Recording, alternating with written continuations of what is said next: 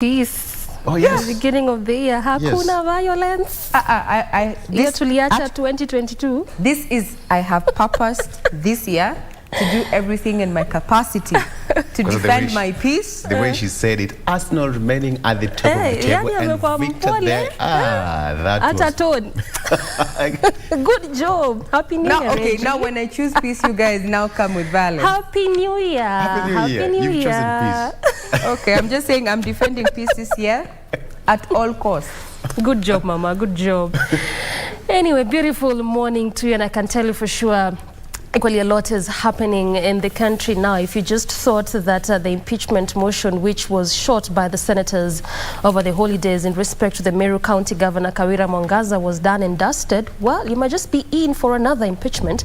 This is even as yesterday, members of County Assembly of Kiambu County are mooting to impeach the governor there, Kimani Wamatangi, over what they say that the governor has sidelined them, particularly when it comes to disbursement of bursaries. Thereafter, they're even saying that he has constituted a committee which is supposed to look into that, as opposed to giving these responsibilities to the members of County Assembly. But the burning question has always been, why is it so easy for MCAs to just mull over impeaching governors anytime they have quite a disagreement or a tiff there? But we wait to see how this will develop in this specific county. Will it go all the way to the Senate, as it were, in the case in Meru, or will they find an amicable ground to sort their tussle? Only time will tell. Moreover, we'll look at diet and nutrition later on in the program. Good morning, and thank you for making time. Regina. As very well put, this is just some quick summary of what has been making headlines, and now let's give you the details. Where President William Ruto has reorganized his administration, bestowing more powers and functions to his deputy Rigathi Gachagua. In an executive order number 1 of 2023, Deputy President will chair cabinet meetings as well as oversee the implementation of cabinet decisions across all ministries. As Gishoke Wachira reports, the president has also bestowed upon his deputy the responsibility of reviving and reforming the coffee sector. Order, President William Ruto has moved to empower the office of Deputy President. Rigathi Gachagua will chair cabinet committees and oversee the implementation of cabinet decisions across all ministries. Rigathi has also been charged with the responsibility of reviving the coffee sector following the placement of the Coffee Subsector Reforms Implementation Committee in the office of the Deputy President. Prime Cabinet Secretary Musalia Mudavadi will chair the Principal Secretaries Committees and supervise the technical monitoring and evaluation of government policies, programs and projects. The executive order comes just hours after the president hosted a high-level meeting of the Kenya Kwanza administration in Nanyuki. Gishoke Wachira, Prime Edition. Now, 5 suspects are linked to the murder of activist Edwin Kiprotich Kipto, alias Chiloba, will remain in police custody for 21 days as investigations to the gruesome murder continues. Now, the 5, including the prime suspect Jackton Othiambo, appeared before an Eldoret court where Senior Principal Magistrate Richard Odenyo granted the DCI more time to detain the 5 in order to facilitate the completion of the probe. The directive comes even as Chiloba's family denied claims that their kin belong to the queer community. The family of Edwin Kiprotich Kipto, alias Chiloba, has maintained that their son was a Christian, as opposed to reports making round in the media. Sisi kama familia tumejua mtoto wetu alikuja university ako 4th year. Mambo mengine ambayo tunaona kwa social media hatujui. He was brought up as a Christian. High school Kimuron, St. Francis Kimuron, alikuwa anaitwa pastor. Alikuwa student leader akiongoza mambo ya YCS. The family is demanding justice days after the model was found stuffed in a metallic box in Uasin Gishu County. Na ninaomba wa Kenya, just be fair. Be fair for us. Kwa sababu kuna mtu anaweza taka mtoto wake akue hivyo. Just to be fair, atujui ya mambo na mtoto wetu amewawa. Tunataka tu justice, nothing more. Just a justice. Na muache arrest in peace.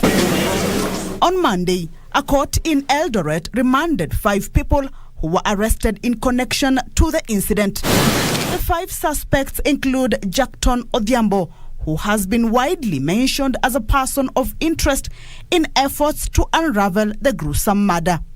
Mentioned on 31st of January. Senior Principal Magistrate Richard Odenyo granted an application by Eldoret South DCI boss Stephen Mumba not to grant the suspects bail but have them detained for 21 days to allow for post-mortem and completion of investigation. I'm asking this honorable court to grant me 21 days to enable me to complete the investigations because of the following grounds: that a post-mortem is yet to be conducted on the deceased, that the respondents in their statements stated to have assisted in moving a metallic box that had been stabbed to the deceased body. Forensic examination will also be subjected to the vehicle which was used to ferry and dump Chiloba's body, as well as the house where he lived in. DCI also sought to retrieve CCTV footage of the place where Chiloba and Odhiambo were prior to the incident. Police say they are yet to retrieve Chiloba's mobile phone. The main suspect, Odhiambo, told the court that he was not familiar with the faces of his fellow suspects in court, asking to be released on bond to help his family. The case will be mentioned on January 31st, 2023. Kamchemenza for Prime. We still maintain that life is priceless. Now, an elderly man has allegedly hacked his son to death following a domestic disagreement in Ritanda village, Kisii County. The suspect, Sebastian Muturwa Onsare, aged 60, was reportedly asked by his son's demand to share with him part of the proceeds of a family piece of land he had sold. And the man who killed his 2 children in Kisii last week has been arraigned in court, and that was yesterday. This is the situation in Ritanda village, Bomariba location, Kisii South Sub-County. A family has been thrown into mourning after an elderly man allegedly stabbed his son to death. Hata sisi tu hatakui kitu kilifanyika sasa kupata kumtunga kisu na kumpiga kwa kitu. Sasa ikifika jana jioni siku saa 6 hivi ama saa 5 hivi ikapigwa simu eti Peter ameoawa. Tukawauliza kwani amekufa namna gani? A disagreement is said to have ensued when the son demanded a share of the money gotten from the sale of family land. Lucy Mora, mother to the deceased, said the family had been living under threats from her husband, who did not want to be held accountable on family assets, including their disposal.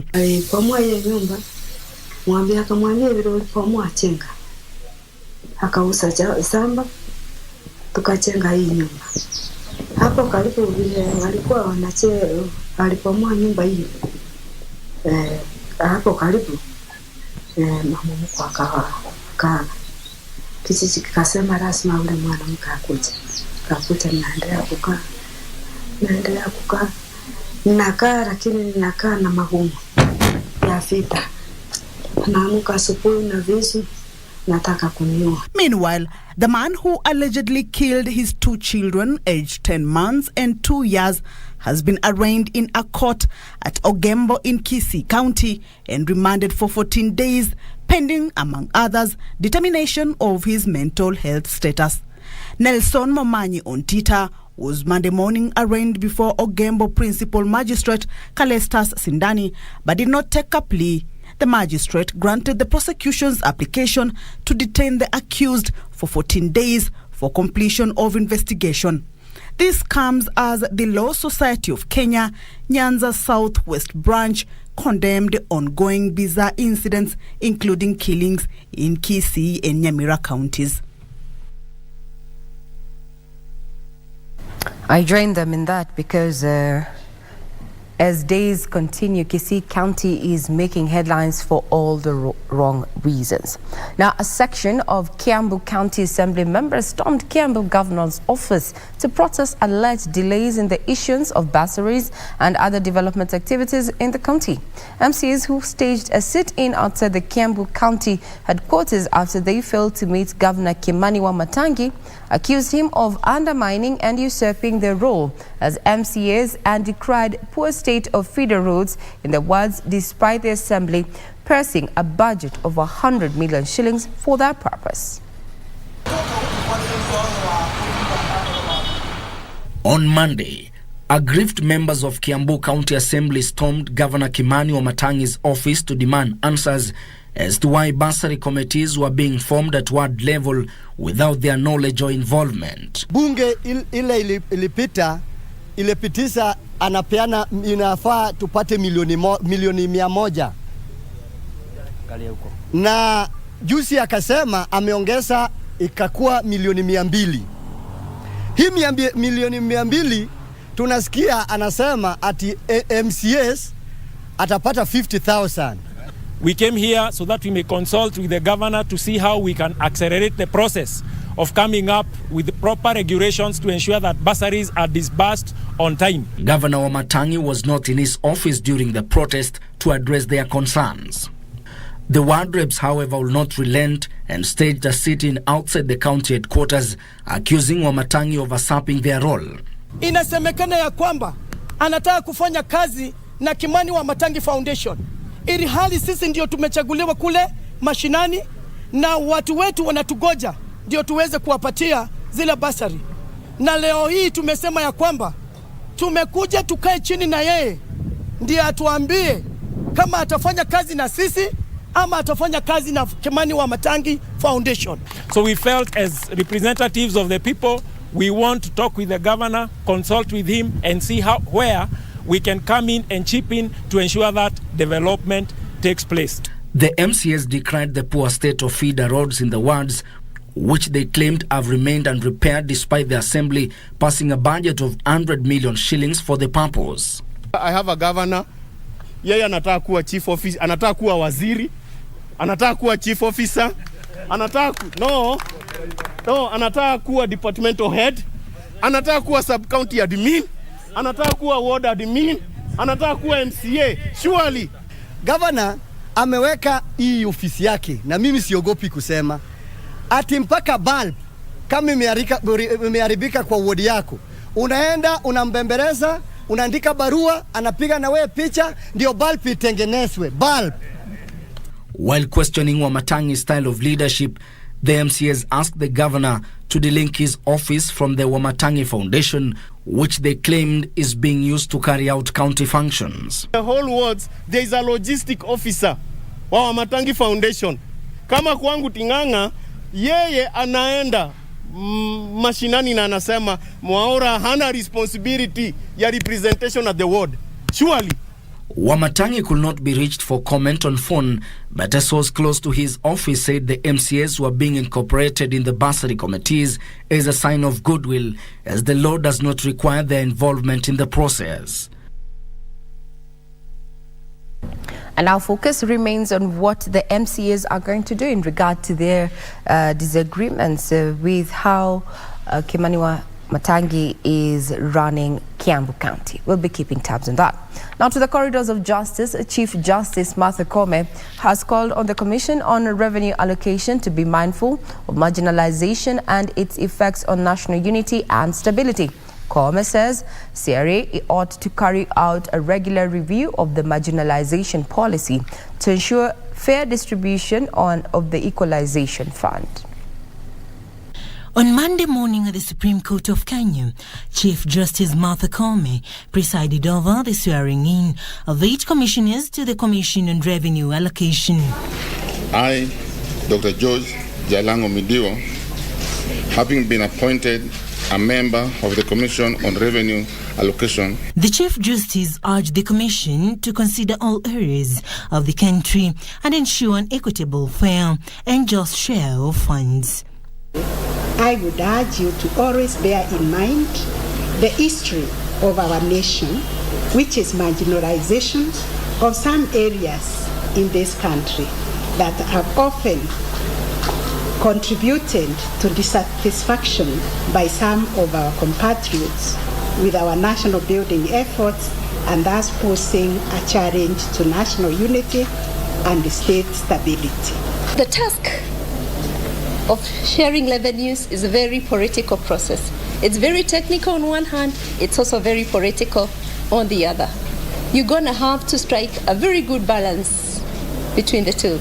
The commissioners include Benedict Mutiso, Koitameto Lekina, Fatuma Gaidi, Dr. Jalango Midiwo, Hadija Juma, Dr. Isabel Boyaki, Jonas Kuko, and Dr. Chris Kipto, Principal Secretary, Treasurer. Meanwhile, the Employment and Labour Relations Code has ordered the Board of Directors, National Transport Safety Authority, to recruit a qualified person to fill the current vacancy in the Office of the Director General, in strict compliance with Chapter 6 of the Constitution of Kenya, pending an inter-party hearing or further orders of the court. In a ruling by Justice Byra Mongaya, the court further ordered material on record be served for inter-party hearing or further orders on the 19th of January 2023. The Ilchamus and Pokot communities have decided to bury the hatchet and live in peace and harmony. Banditry and deep-rooted mistrust has for years driven a wedge between the communities. That is now in the past, and there's a new dawn. Ruth Omboy with more. It is a new dawn for the Ilchamus and the Pokot. After years of mistrust and bad blood, the hatchet has been buried. They have decided to forge a new path and use the next generation to build a long-lasting relationship. For communities that have often clashed over resources, such a meeting is precious.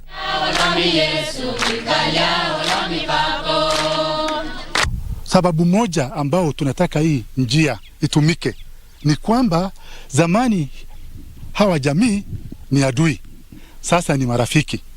Mtu akitoka Chepkalacha aende Kiserian, ataenda kwa familia ya rafiki yao. Numerous peace initiatives have been introduced in the past, but not a single one has been able to silence the gun. Kwa tukisafiri hii barabara hii, watu wanateremka wanaenda Kiserian, wanaenda kununua chakula, wanatoka huko wanakuja. Sisi pia wale wanakuja pia wanakuja kama soko ya Mkutani. Tuesday wanakuja kama Chepkalacha hapa, wanakuja kununua chakula 1 2 3 huko Chepkalacha. Halafu wanasafiri barabara, it's very good.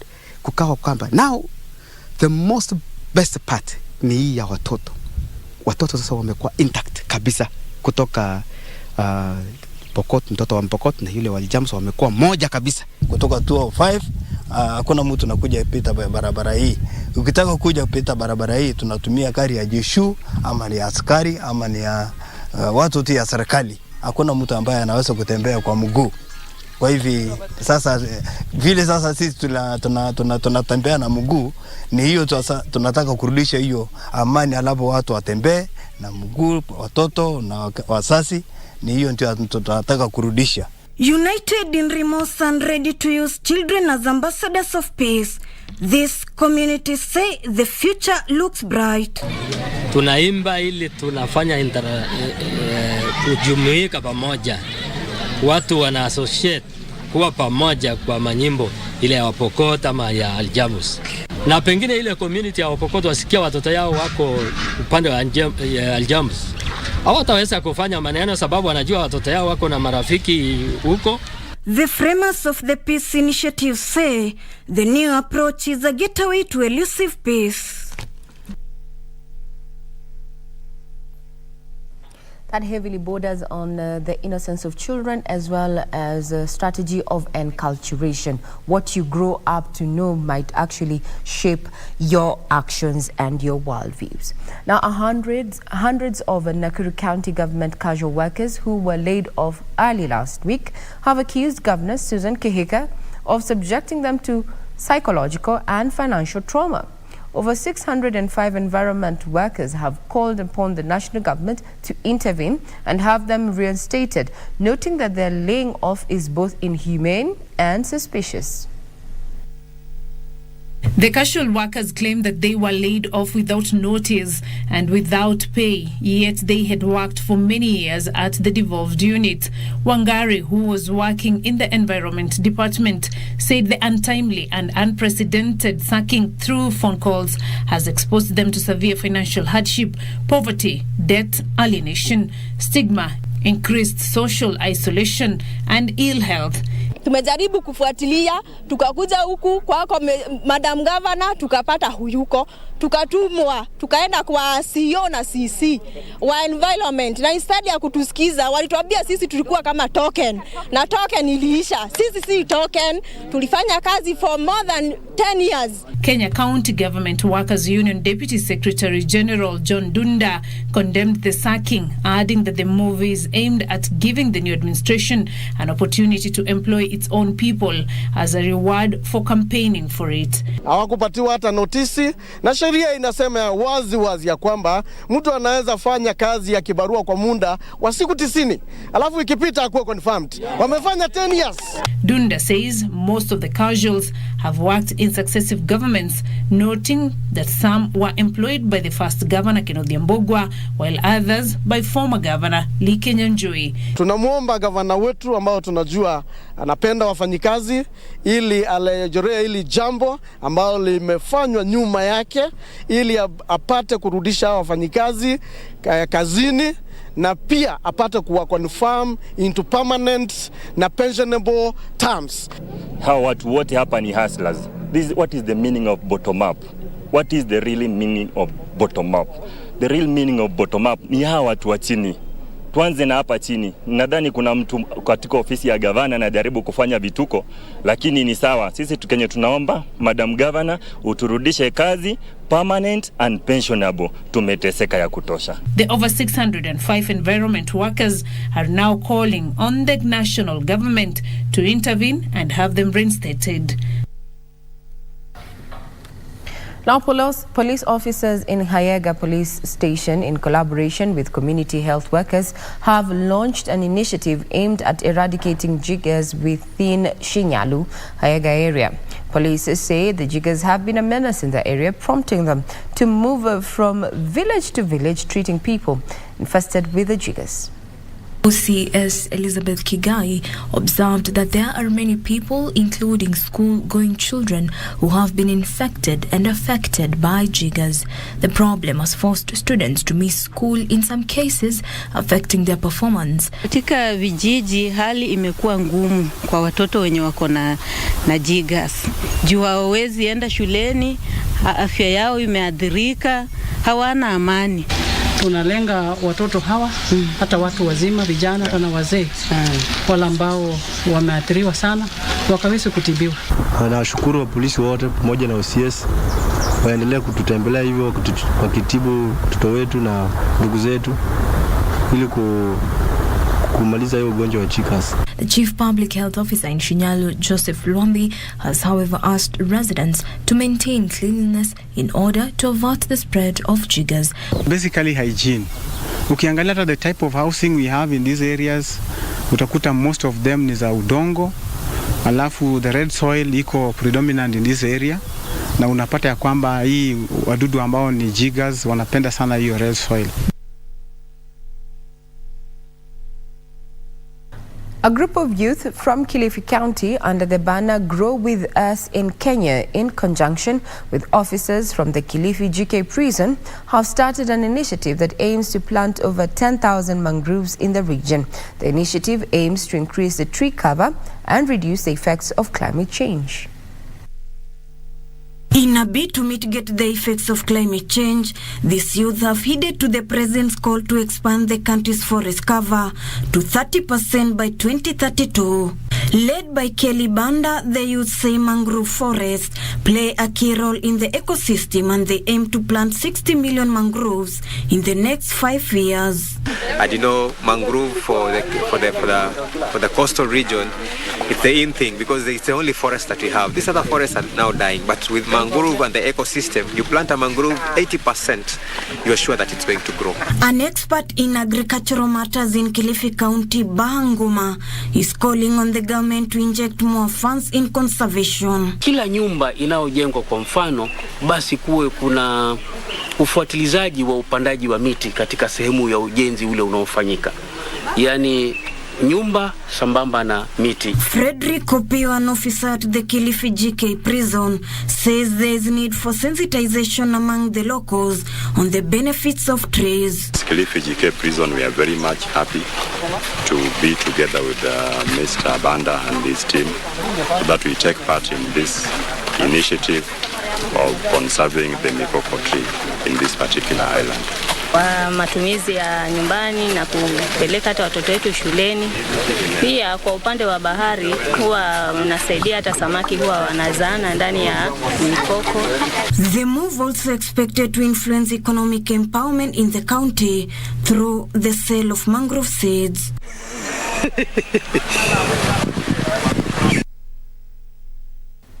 On that note, we take a quick breather. We'll be back with what has been making headlines. Do not go away.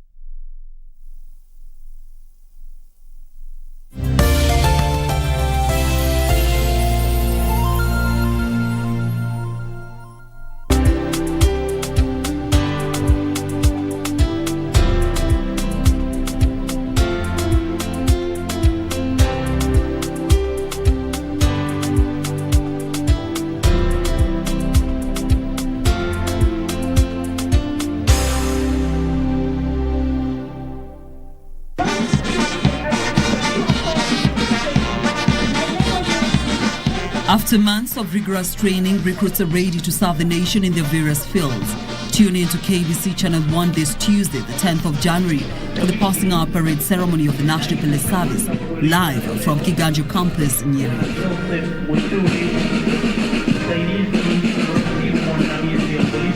The ceremony will be presided over by the Commander-in-Chief of the Armed Forces of Kenya, His Excellency President William Ruto.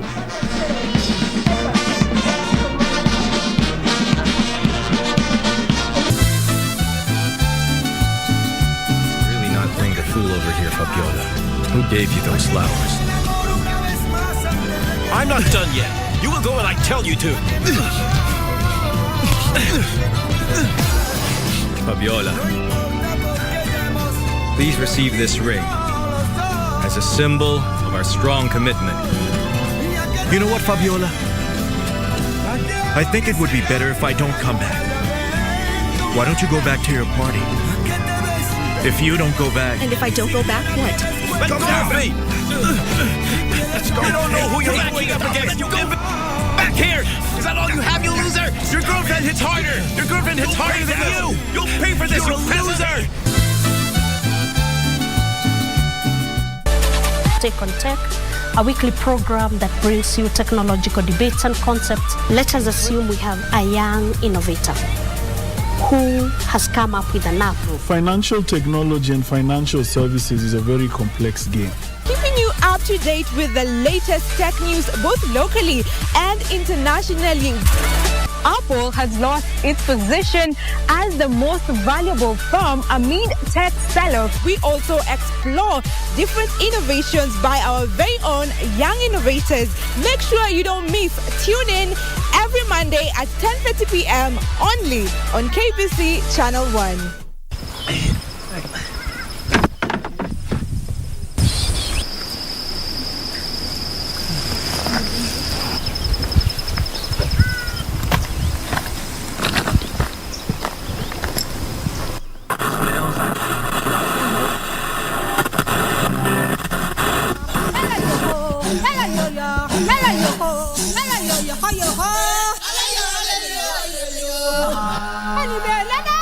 Waya,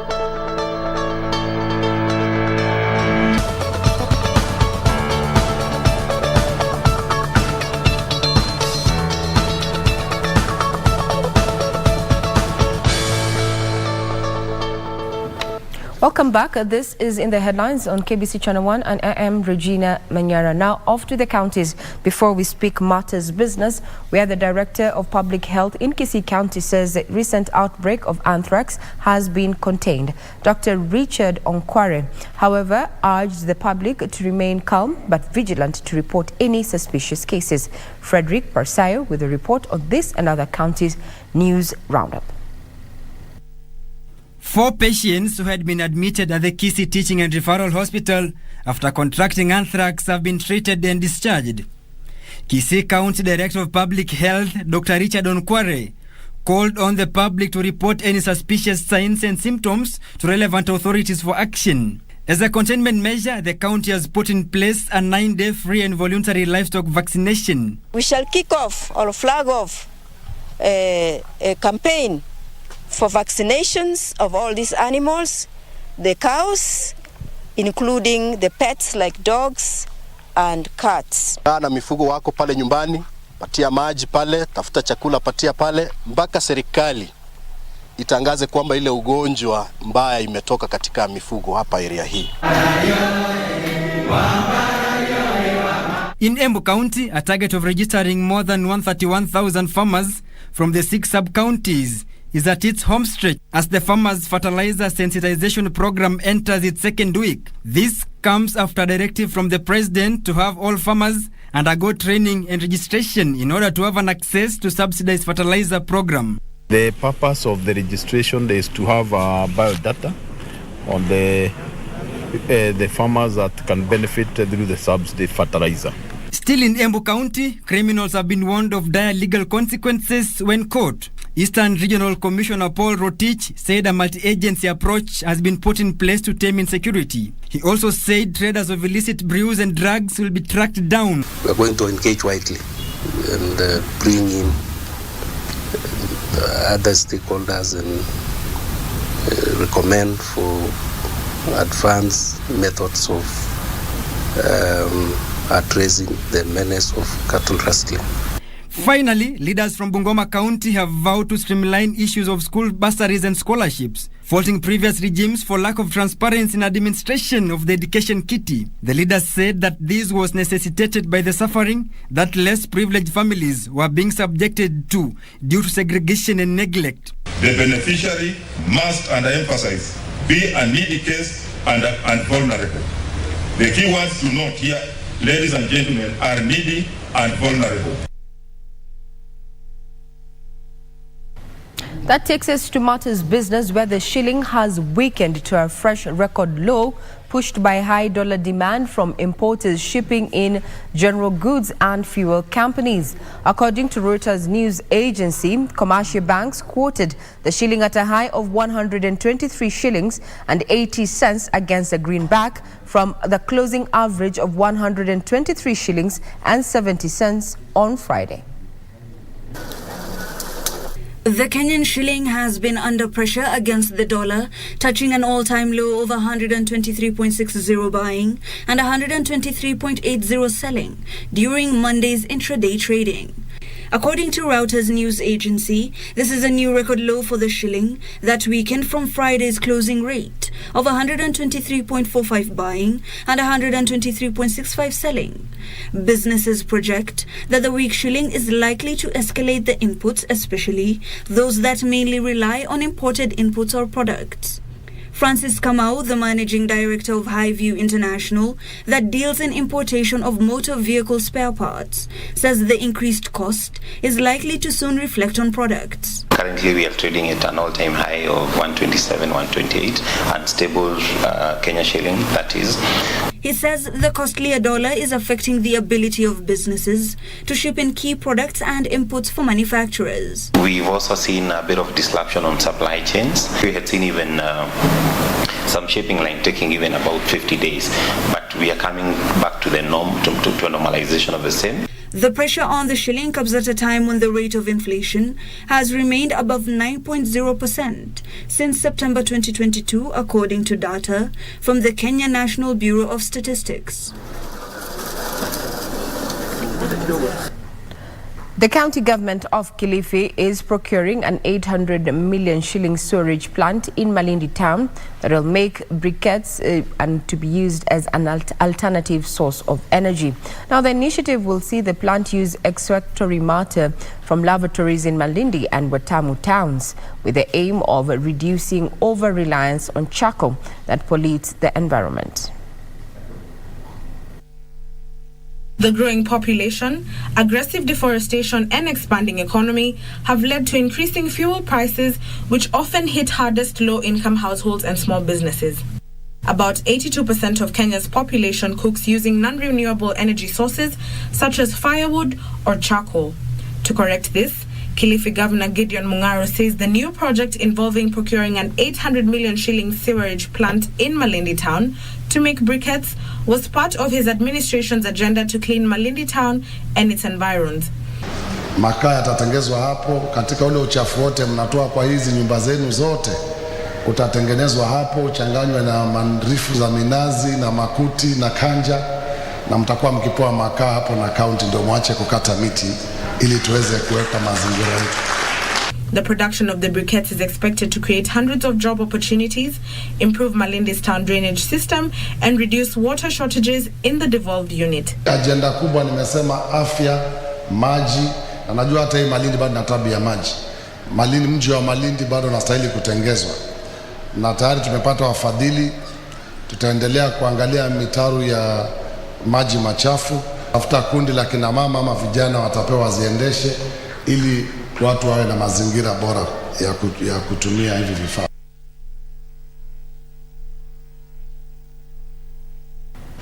I'd say that's a forward-thinking initiative there.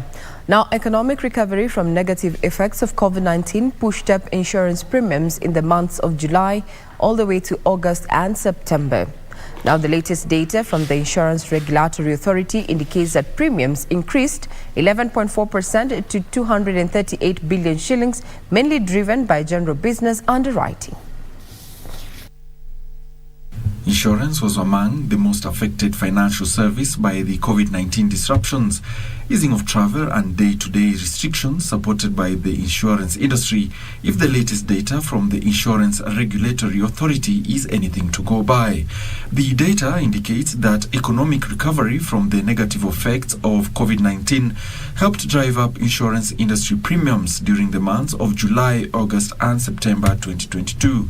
Overall, IRA says insurance industry industry premiums increased year-on-year from 213.5 billion shillings to 237.90 billion shillings, representing 11.4% growth.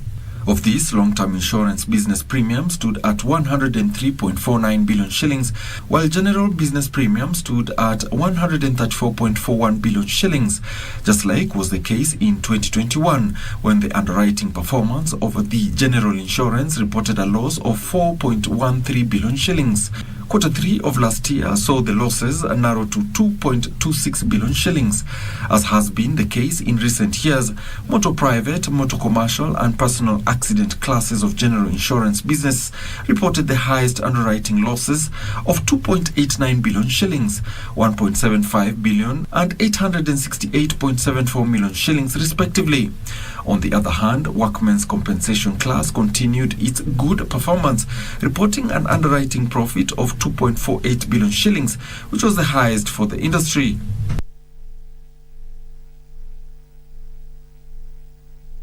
The private sector ended 2022 on a high as new business rose at the sharpest rate at 51.6 in December, leading to accelerated increase in input and employment. The latest Purchasing Managers Index attributes the growth to softening of inflationary pressures as firms saw costs increase to the smallest extent in 2022. According to the latest Purchasing Managers Index report by Stanbic, for the month of December, the private sector witnessed the strongest rise in new businesses since February, leading to accelerated increases in output and employment. The Purchasing Managers Index picked up a 3-month high of 51.6 in December, rising from 50.9 in November, signaling a modest improvement in operating conditions, one that broadly aligned with the average seen since the survey began in 2014. Businesses that saw a rise in activity cited high demand and sales, favorable weather conditions, and slowing inflationary pressures. More Kenyans were employed in December with a slight rate of job creation, the fastest seen since March. Rising staff capacity allowed firms to deplete outstanding work for the second month in a row. In December, a new order inflows increased amid reports of improving demand conditions. Moreover, the rate of sales growth quickened to a 10-month high and was solid overall. There was improved performance in agriculture, manufacturing, and wholesale and retail, contrasting with falls in construction and services. Some firms noted that improving supply conditions, lowering wage costs, and stabilizing energy prices helped soften inflation despite reports of currency depreciation and higher VAT. Subsequently, companies raised their output prices to the smallest extent since August. Only 11% of firms expect output to rise in 2023, with confidence remaining subdued amid concerns about the global economy. Now, FIFA is in town, and as such, the Kenyan government has pledged not to interfere with the running of any sports federation if the associations stick to the values of good governance, integrity and transparency, as well as accountability, and obey the law. The government will, however, increase an enabling environment for the development of sports in Kenya. The Kenyan government wants to see Kenyan teams performing at the highest level internationally and will create an enabling environment for all federations to run their affairs without interference. But the federations will be forced to run their respective disciplines with the values of good governance and focus more on the development of young talent. While promising a better relationship with all sports federations, Cabinet Secretary for Sports Ababu Namwamba singled out Football Kenya Federation, which has in the past been at a crossroad with the government, leading to Kenya's suspension from all football activities by world body FIFA. The suspension has of now been lifted. FKF cannot run as if it's an island. FKF is part of the overall Kenyan ecosystem. So they must make sure that even as we expect everybody to run their institutions on the tenets of good governance, FKF must also obey the values of good governance. Namwamba met with officials of FIFA and CAF to agree on a way forward and ensure Kenya faces no more disciplinary action from the world body, and also succeed in their bid to host a continental football tournament before the year 2030. While government is not interested in interfering in the management of FKF, government expects FKF to live by these irreducible minimum values: good governance, accountability, transparency, and democratic ideals.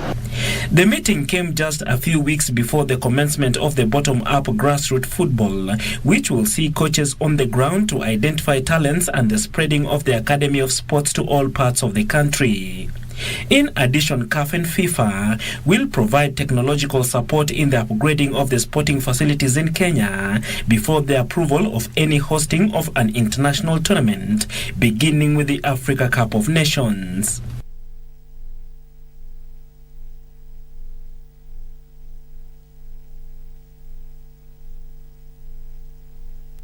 Nairobi is underway, and it's going to be taking place at the Sigona Golf Club with 163 budding golfers taking to the course. Now, following the Sigona event, the tour now heads to VetLab Sports Club for the pre-ultimate leg on the 15th of January.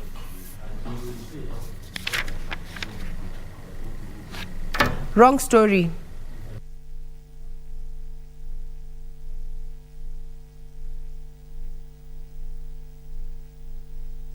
The junior golfers across the different player categories were feted for their performance in the tournament, which had been organized according to the junior golfers' ages.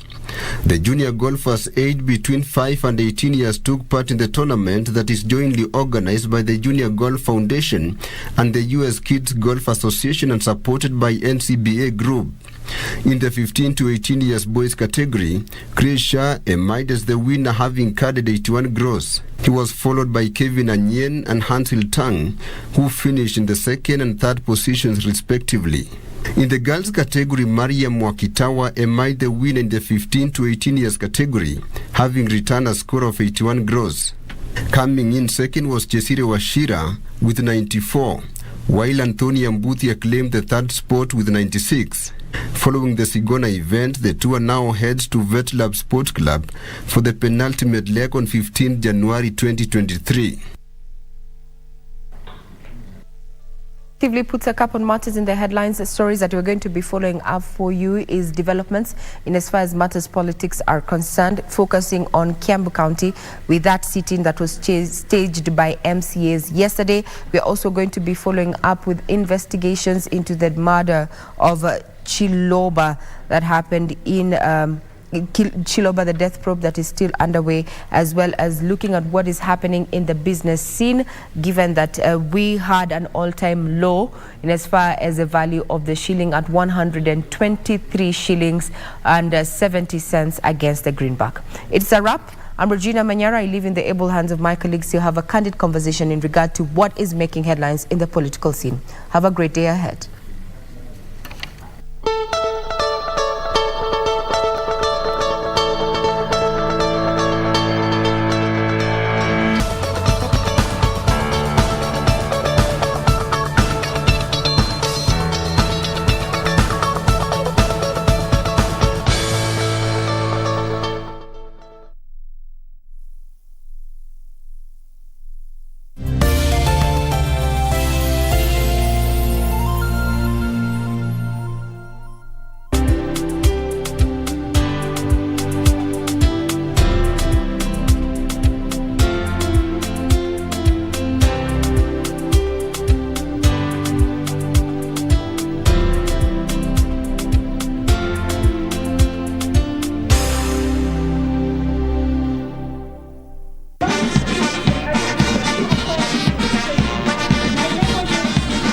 After months of rigorous training, recruits are ready to serve the nation in their various fields.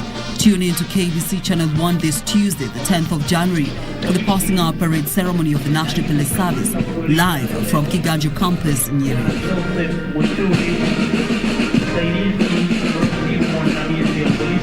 The ceremony will be presided over by the Commander-in-Chief of the Armed Forces of Kenya, His Excellency President William Ruto.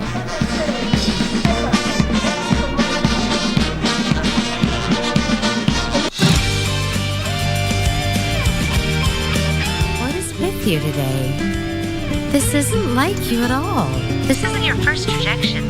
Why are you so beaten down today? Hurry up and go home. That's a direct order. Geez, stop looking. That's a different guy from that of last week? You get a new job and I get a new boyfriend. It's only fitting. So are you done wasting my time? There's more to it. Read this here. This guy came out of nowhere and sat down with me. And not only that, he's handsome. The guy sitting with you is Harvey, bud. Excuse me? That's Harvey sitting with you. I'd planned to spend more time with you tonight, but I guess we'll have to meet another time. Jenny. You still look the same, but act differently.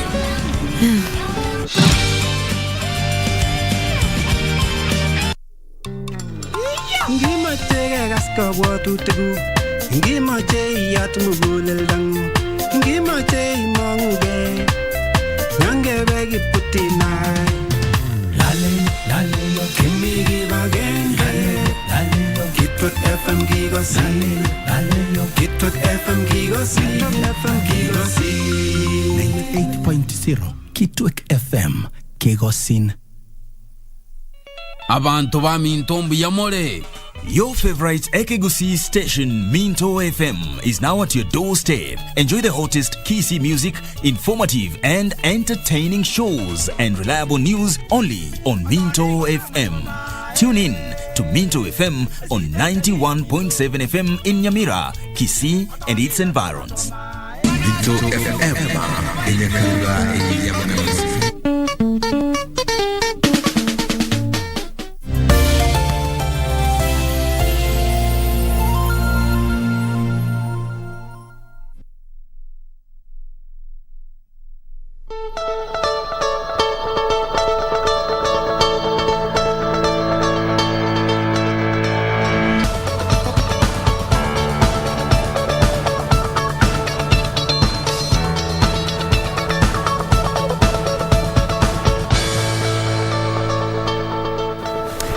And welcome back. It's now time for us to consume some politics, shall we? My name is Victor Lo. Welcome to the program.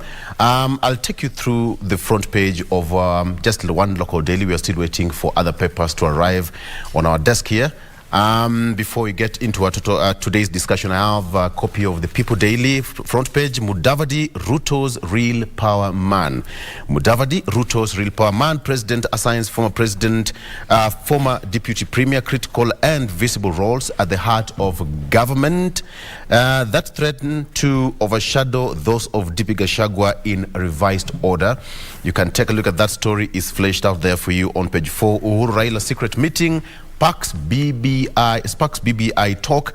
That is also something that Raila also said yesterday, that if the president wants to talk about matters to do with constitutional change, then it has to be pegged on the BBI.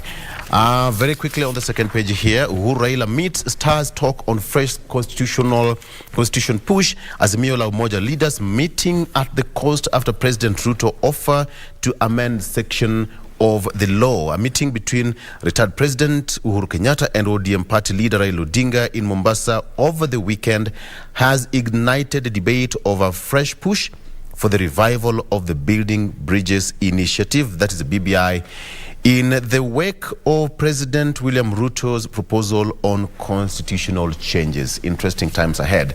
Help poor counties when sharing revenue, says CJ. The Commission of Revenue Allocation, that is CRA, should consider marginalization when recommending county revenue sharing to avoid dissatisfaction, which can destabilize the country, says Chief Justice Martha Koome. That was happening yesterday during the swearing in of members of the Commission on Revenue Allocation here in Nairobi. Maraga team sworn in with an eye on reform.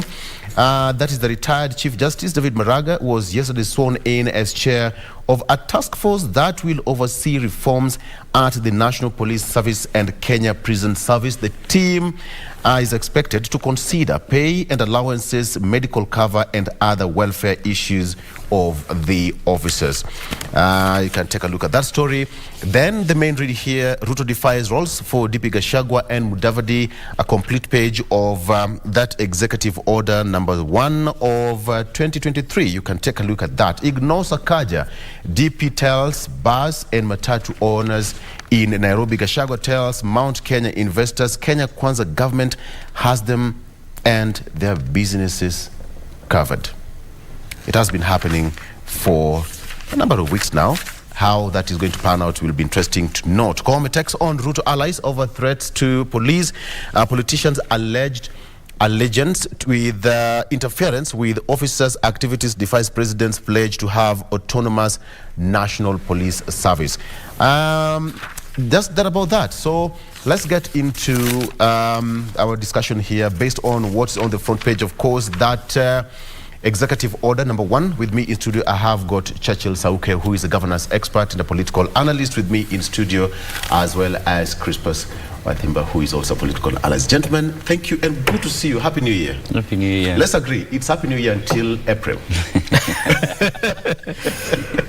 Until the end of February. Until the end of February. Yeah. April is too far. Yeah. All right. Thank you so much and Happy New Year to you too. Happy New Year, bro. Yes. All right. So on the front page of the Star newspaper, Mudavadi, Ruto's real perman. Finally, it's out. Let me start with you, Crispus. It's finally out. It's been long coming. And the president perhaps just had to move pretty fast to, to calm the storm.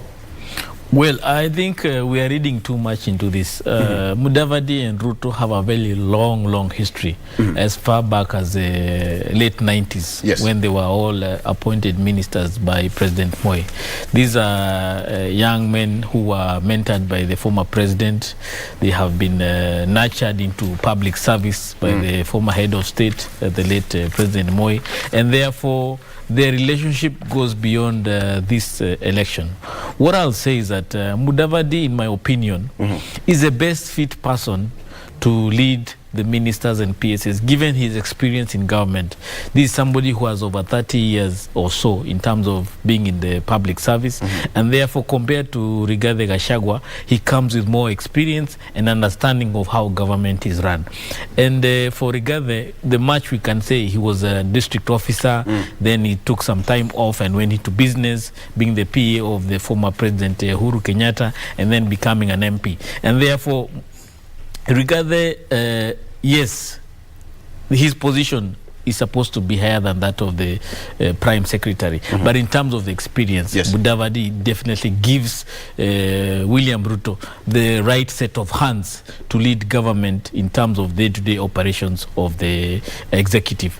As for Rigathi, one of the things that made Ruto choose him was the fact that he's a good mobilizer, and therefore being given the docket of managing the county government's relationship with the national government, that is the kind of experience he's looking for, where we can be able to mobilize the governors in terms of pushing the national agenda together with that of the county government. Because much of the things that the Kenya Kwanza administration wants to achieve, they will not be achieved by the national government alone. They will require the mobilization of the county government in terms of the resources that are devolved, in terms of the personnel out there to do the same thing in tandem with the national government. So therefore, he's best placed to be able to help in terms of managing the relationship between the county government and the national government. But there's a lot of politics that we read into these whole things. I don't see the reason why we should worry. Mudavadi has been in government for a very long time. He was a deputy prime minister. How he used that position to marshal his votes in Western Kenya is something we need to question. How he is able to marshal or translate his position in power into votes on the ground is something that we need to ask ourselves. He's not that kind of person who has been able to translate a position in power into votes on the ground. This is the position they have been given now by President between Rigathi and Mudavadi to prove yourselves. If I give you a position, how then can it translate into votes on the ground? Because 2027, all of them must deliver. They have all been given a platform to use to deliver for the national government, for the Kenya Kwanza administration. But at the end of the day, they need to seek re-election come 2027. So it will be a question of, should I go with Rigathi, should I go with Mudavadi? How have you used your position over the last 5 years to deliver for me, not just the agenda, but the numbers to have me re-elected? We have got two baskets here. We have the political basket and we have got the delivery basket. Yes. Churchill, what do you make of that? That's exactly the point. Because you see, when you're looking about, when you're talking about issues around governance and how to manage a country, you know, where the president sits, he's looking at, he has been given the mandate by the people to deliver certain promises that he had made, and these things require some thought out process, coming up with a technical team that will translate the plan, the Kenya Kwanza plan, into actionables and deliverables that will be actualized by different organs of government. This goes beyond politics. You know, it needs technical expertise and experience on people who are able to work with various technocrats, and you know, government is very huge, and you need somebody who can be able to help you to think through how to actualize that. And I think the president in his wisdom has seen that, you know, there is needed to separate the idea about, you know, the politics and also the whole question of technocrats who can help you to actualize your plan. So Mudavadi brings that technical expertise, and being a CS, he's not going to be out there talking about politics. The deputy president, being the principal assistant who is in a constitutional office, is not in any way threatened. He has the mandate of the people. He can actually be able to chair even some of these other committees that the prime CS has been given, because he has that authority. And then above that, he can also go up beyond and translate whatever the technical arm of government is going to do into the politics. So he has more advantage than Mudavadi, because Mudavadi will hardly go out there and talk politics. But he can translate the deliverables of government into politics that translates into votes. And it means that all these positions were tactically put there. Exactly. Yes. So in my opinion, the deputy president is a constitutional office. It depends on how much he is able to bring teeth into it, and you know what, make the president achieve its goal. The prime CS is a little bit more constrained, because you see, he's a cabinet secretary. He cannot go out there and play politics. His scope and mandate can only be within the operations and the technical governance. Exactly. Yes. So I think that in any way, and depending on how engineer has alluded to it, how Mudavadi will translate this into votes depend on how he implements it. But for the deputy president, whatever he does can easily be translated into votes. Because you know what, he can go there and speak anything as he always speaks, and he rally people behind him that, you know what, all these deliverables that we are doing as the Kenya Kwanza government, we are doing it because you elected us. And this, by just speaking like that, and you know, in public, it is very easy to sway the public, the emotions of the public behind you, and you become even a kingpin in whichever region that you want. That is a scope that Mudavadi is slightly restricted. All right. When you look at that, engineer, you know, based on what is said, we have got two situations here. There is this aspect of 2027 also in focus, and of course, as politicians, they always say there's no time. Okay. So you have got the three gentlemen, the president, the prime cabinet secretary, and then we have got the deputy president. The office of the deputy president is constitutionally put there. So as he said, he has got security of tenure, and he has nothing to lose at the end of the day. So it would mean that there's the executive order number 1 of 2023, it means to cushion and somehow capsule the operations of Musalia Mudavadi now not to overlap or to clash with that of the deputy president? Definitely, there was need for William Ruto to give clarity in terms of how the structure of his government will be. Because remember, when the prime secretary position was proposed, many people assumed that this person or this position will override that position of the deputy president, and there was need for that clarity. The question is that deputy president position is protected by the constitution, and therefore all Rigathi has to do is use that office in terms of maximizing the value that Kenyans can realize from that office. Whether it's Kenyans or his community that we realize, that is for him to decide. But for the prime secretary, he is only secure for the time of that executive order. If, for example, 2024, William Ruto decides to change the structure of government, so what next for Musalia? He can do away with Mudavadi and replace it with somebody else. But for Rigathi, his tenure is secure.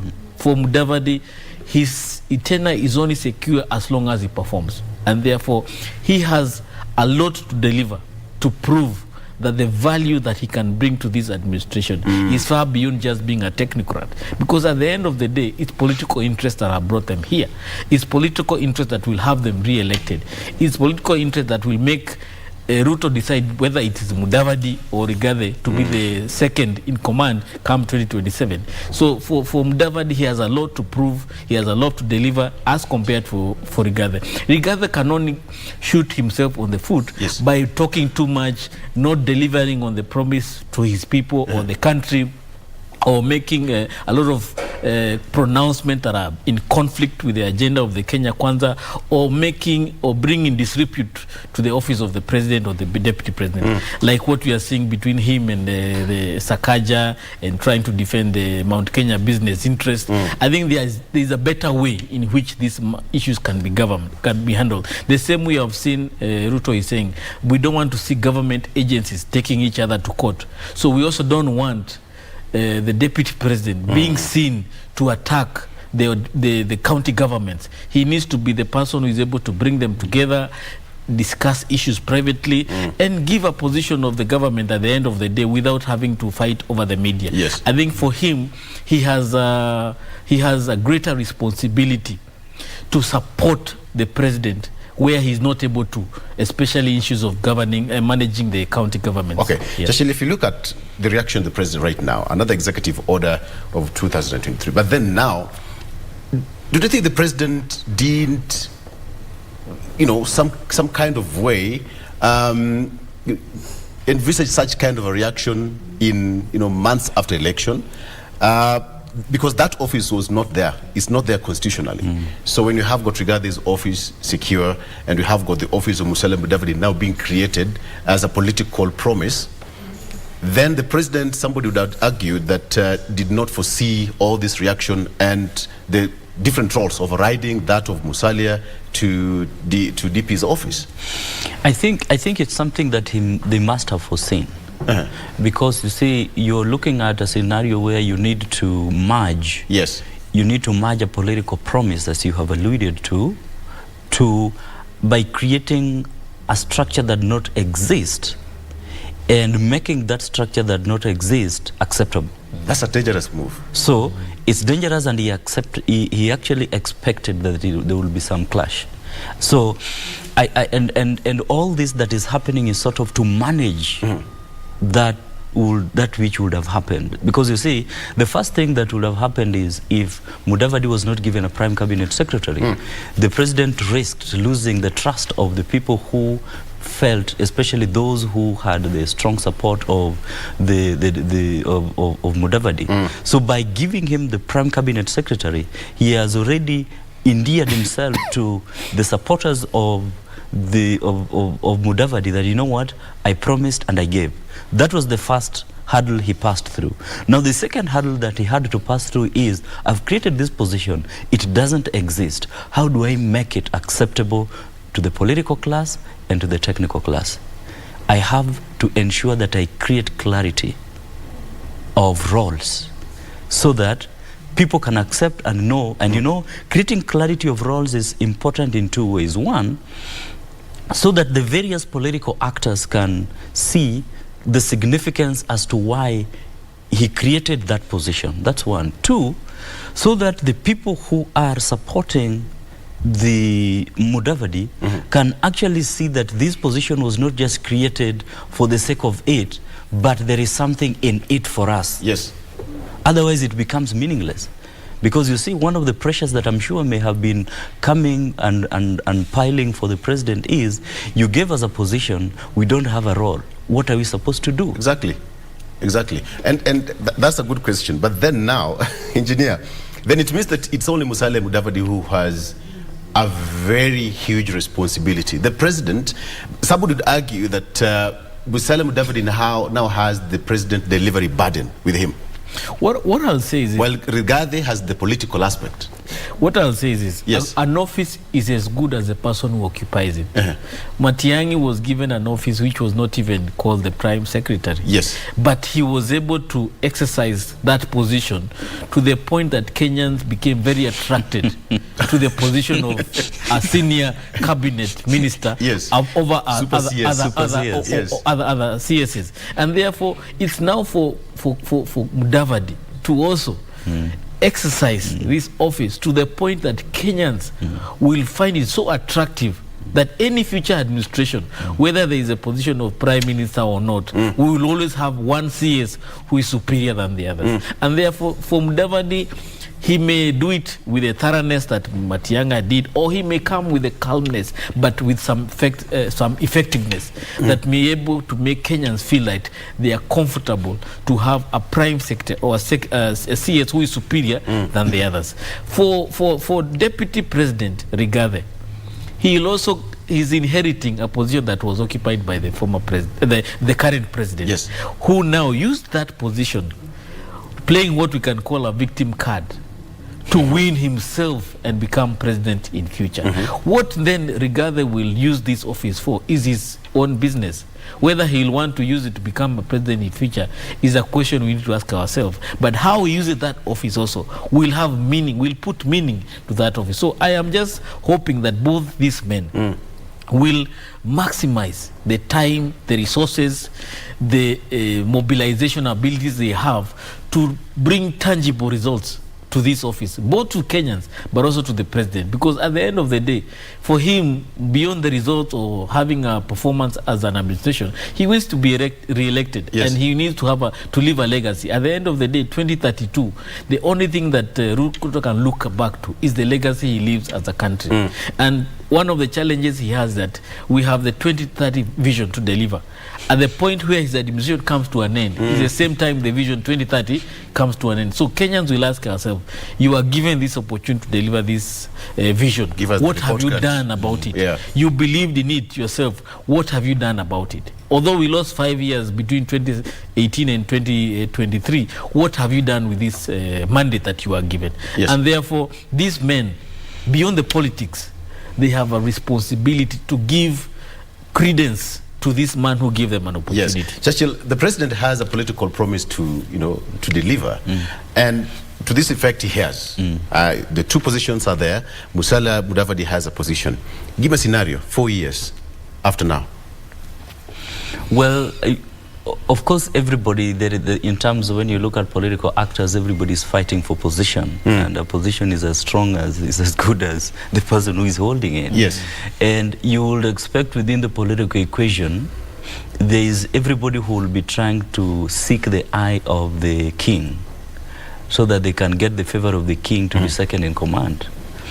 And this might be from amongst many other people, the current deputy president, the prime CS, and many other CS who might have that interest.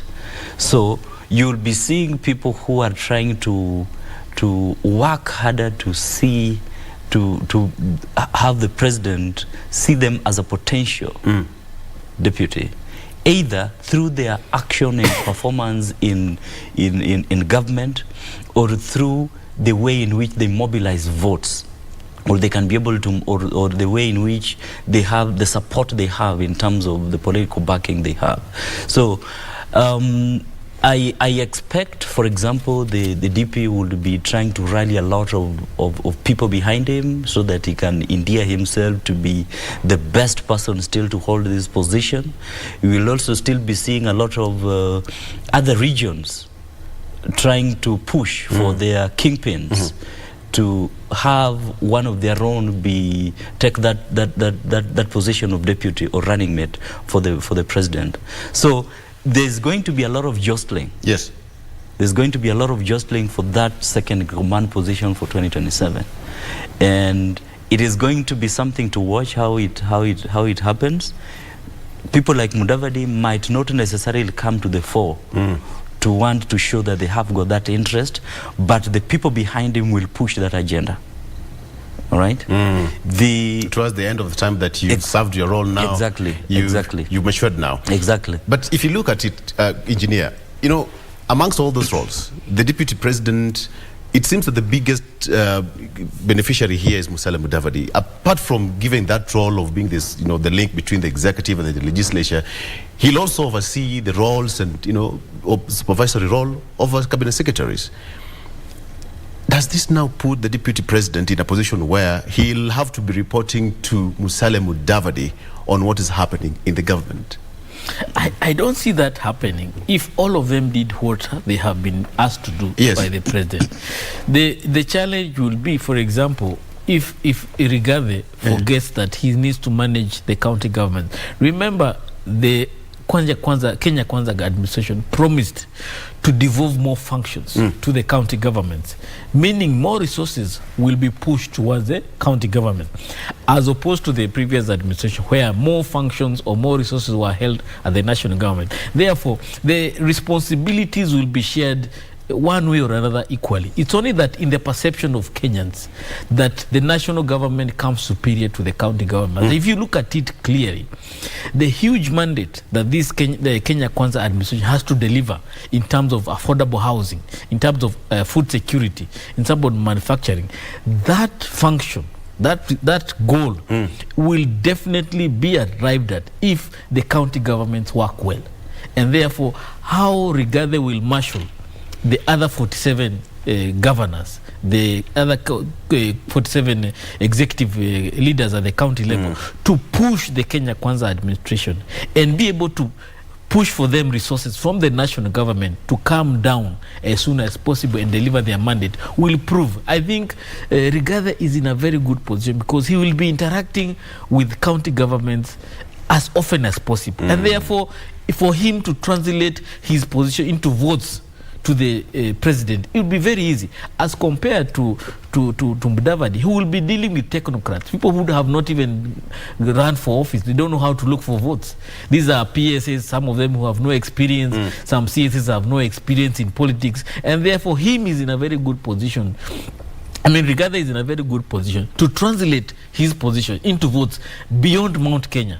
So I think his preoccupation with Mount Kenya needs to slow down and focus no beyond Mount Kenya to prove that he is a leader beyond Mount Kenya. Remember, the president won Mount Kenya without Rigathi.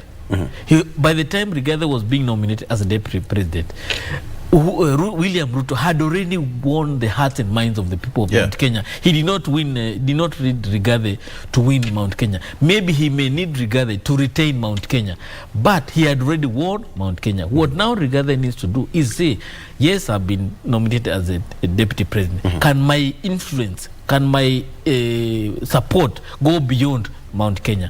And that position he has, because right now with the county governments, with the governors working with him closely, for him being their champion, the advocate, they definitely endear to him and be able to give him support. So, yes, go ahead. And in addition to that, you'll find that, you know, all these, like the other ministers, the Prime Cabinet Secretary reports to His Excellency the President. And, you know, the DP being the principal assistant of the President, he can be assigned certain things. Like, for example, if there is need to go and launch some project or need to go and attend some function and the president is not able to attend, most likely, you know, it's the DP who will be assigned that role. So there is a lot of reporting that will be happening from the Prime Cabinet Secretary's office to the presidency. And this will happen to both Rigathi and Musalia. You know, the presidency, yes, that will happen to both Rigathi and Musalia. But Yes. I'm keen at this stage on Musalia as a prime cabinet secretary and, you know, the head of government delivery units and things like that. So when some of the things that he will be reporting to the presidency, if there is need for a presidential action that the president is busy or maybe is out of the country or something, you know, by automatically it is the deputy president who will be allocated those duties to perform. So by default, the DP is way ahead, unless it reaches a point where the president sidelines his deputy. Of which the president is not quite keen to do, because he suffered that during his tenure. And it made it very clear that whatever I went through, I will not do it to my deputy.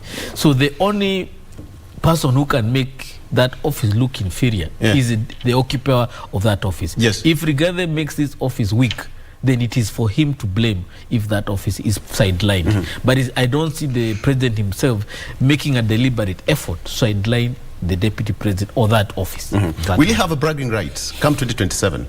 For deputy president? Yes. Definitely has bragging rights, because if you see the noise he's making every day, there will be some bragging rights, because he will be the champion defending the Mount Kenya first of all. He already has.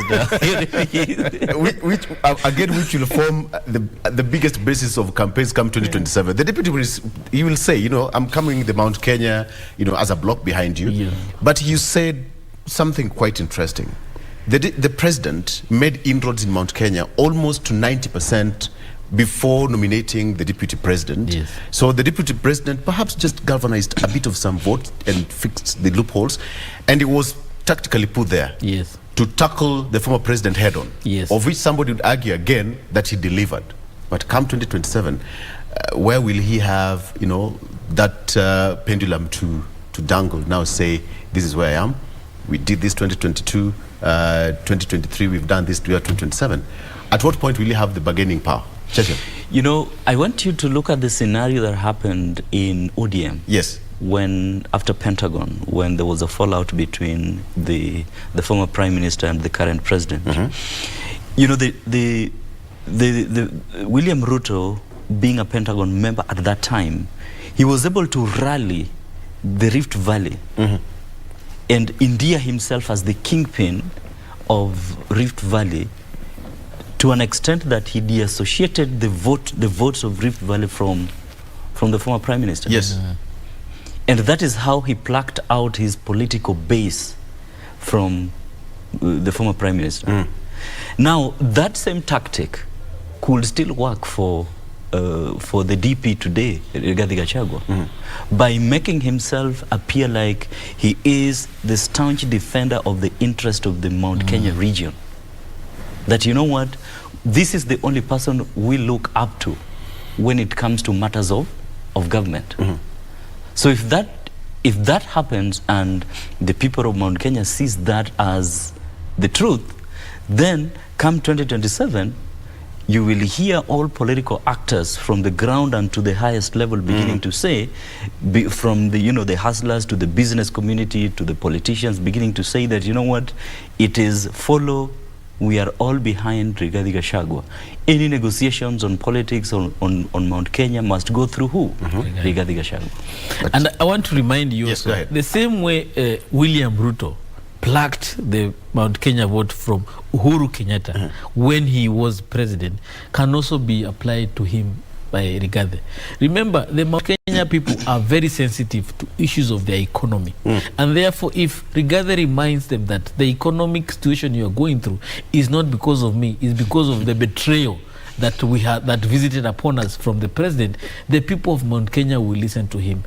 You have seen these issues about matatus being told not to come into the CBD in Nakuru, in Nairobi. These are very sensitive issues. And therefore, the president cannot wish them away. And therefore, I will just hope that the way these issues are managed, especially the issues to do the economy of Mount Kenya, the president has to be very sensitive, because those are the very issues that can whisk away the support he has, the same way Uhuru Kenyatta lost that support when he was the head of state. So it's very important that the president realizes that the same medicine he applied to his former boss can also be applied to him. Therefore, he has to be very, very careful in how he manages the people of Mount Kenya. You know, based on the promises again, and we talk that when you say that the president can also, the Mount Kenya region can also be plucked away from the president. One of the key promises that the president and the deputy president actually promised Mount Kenya region is the reform sector in the coffee sector, of which there is that bit of the deputy president have been given that mandate to oversee the reform the coffee sector. It's called the Coffee Sub-Sector Reforms Implementation Standing Committee under the office of his deputy president. Then perhaps Rigathi Gachagua will not have an excuse come 2027, because what we promised Mount Kenya to have reforms of coffee, tea and milk, already that docket is in the office. So he'll have nothing to to hit the president again as the president. Well, I really sympathize with the Rigathi Gachagua. So he's been boxed into a corner. Because the position he has been given to champion the issues of coffee are beyond him. They are beyond Kenya. I'm just from Uganda, where I spend my holiday. Yes. Where Uganda is producing over 300,000 tons of coffee. But the farmer still gets the least amount in terms of the value for that coffee. Reason being, the cartels in the coffee industry are beyond us Africans. The coffee industry is managed by cartels in Europe, in America, that even president here in Africa may not be able to manage. And because now our coffee industry is at the very bottom now, I think we are producing less than 40,000 tons per year, as compared to the pre-independence time where we used to produce huge amounts of coffee in the region. Gachagua has a huge task to be able to rally Central Kenyan farmers to go back to coffee, to produce enough, to get money in their pocket through coffee. The same thing applies to milk. And also we have issues of climate change. The weather has really changed. The weather is really in a bad shape. Our ability to produce in this region is not as good as we were in the early 70s and 80s. Yeah. Therefore, Rigathi has been given a challenge that is quite enormous. And for him to come back 2027 and say, I did not deliver because 1 or 2, 3 will be really a challenge. I just hope and pray that the clouds open, there'll be rain, the weather improves in this region, so that at least when he tells farmers to come back and do farming and all those things, there'll be money in the pocket. But it's a real that challenge. Must be a very big, responsibility, because you also have to depend on weather. And yes. Who knows about weather? Exactly. God. Yeah. Okay. Gentlemen, let's take a break. When we come back, we'll still delve more on that issue of the back and forth between the DP and Nairobi Governor Gachagua, Sakaja. Yes. And the issue of BBI, the ghost is still haunting us. I thought it was dead buried, but here we are again. That one coming up, but again we'll also be talking to Karukama, who is in Kiganjo waiting for the pass out parade of the officers. That and more coming up shortly after this break.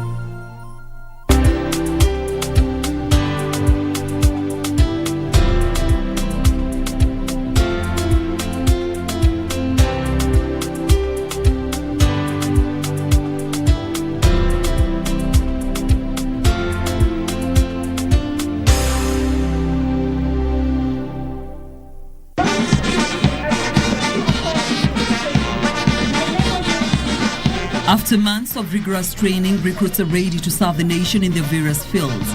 Tune in to KBC Channel 1 this Tuesday, the 10th of January, for the passing out parade ceremony of the National Police Service, live from Kiambu campus in Nyeri.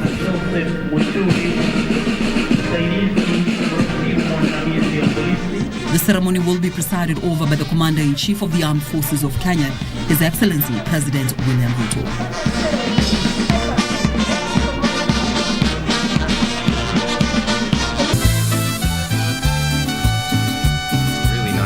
fool over here, Fabiola. Who gave you those flowers? I'm not done yet. You will go when I tell you to. Fabiola, please receive this ring as a symbol of our strong commitment. You know what, Fabiola? I think it would be better if I don't come back. Why don't you go back to your party? If you don't go back... And if I don't go back, what? Let go of me! Let's go. You don't know who you're going up against. You back here! Is that all you have, you loser? Your girlfriend hits harder! Your girlfriend hits harder than you! You'll pay for this, you loser!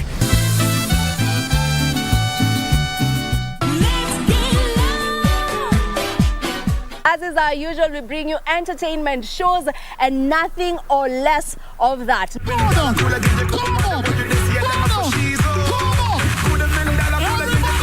Event dubbed the Super Mario Experience stood out with 5 experiential color zones to represent the personalities of Matata members.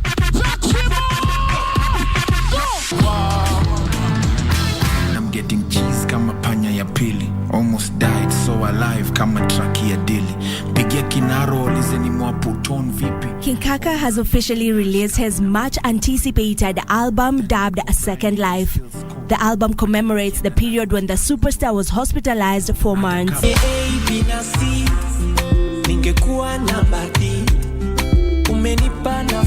12 out of the 17-track album are collaborations with top music personalities within and beyond Kenya. There is a lot of diversity in the collaborations.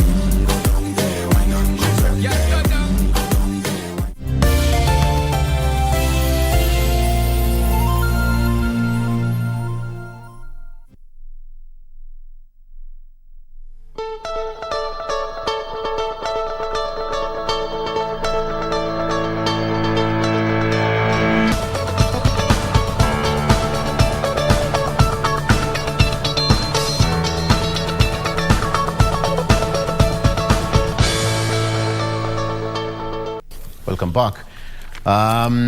Let's head straight to Kiganjo, that is Kiganjo Police Training College, where we expect the pass-out parade of police officers who are now getting to the service delivery to serve as Kenyans. And on that note, let's join Karo Kamau, who is live there in Kiganjo. Karo, good morning.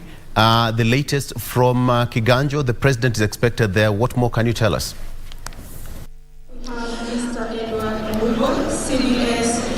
A very good morning to you. Thank you so much for joining us. My name is Caroline Kamau, coming to you live from the Kenya Police Training, Kiganjo Police Training College in Nyeri County. We are here for the pass-out parade of some 2,881 recruit police constables who've been here for the last 9 months, and after successful completion of their training, they will be graduating today. Certainly a very beautiful day this one is. The gates were opened as early as 6 a.m. and Kenyans, family, friends, brothers, sisters, fathers and mothers of the graduating cohort were here to be part of this ceremony. I was able to talk to a lady who was here for her brother all the way from Lamu, when she was very ecstatic that finally after 9 months training, the brother will finally be graduating. I was also able to interact with a mother who was here with her daughter, and she was able to see her dad donned in the police uniform, and she was very happy, very ecstatic. They hugged it out. It was a beautiful scene, and that certainly represents the mood here. It's a very happy day for Kenyans who've come in to support their brothers and sisters who are graduating here. As I said, 2,881 recruit police constables will be graduating. Among these, 2,338 are men, 543 are female, and at around 10:30 a.m. the occasion will officially kick off. The president, who is the chief guest, His Excellency the President William Ruto, will make his way here at around 10:30 a.m. Of course, will be flanked by the CS Interior, Kithure Kindiki. The IG will also be here. Japheth Kome is expected. His deputy, Edward Mbogwa, is also expected. And a host of other officials from the Ministry of Interior will be coming here. It's a beautiful, beautiful day. And of course, this graduation coming at a time when there have been pockets of insecurity in the country, and the government has continued to assure Kenyans that indeed they are on top of things, and they will make sure that the insecurity that is being reported in parts of Laikipia, parts of Lamu, parts of Baringo, that they will rein in on these gangs that are terrorizing Kenyans. And of course, this graduating cohort, of course, goes in to bolster security in the country. Momentous day for the Kenya Police country as they usher in a new cohort, and of course we'll be here to bring you live the proceedings from 10:30 a.m. when the chief guest makes his way here.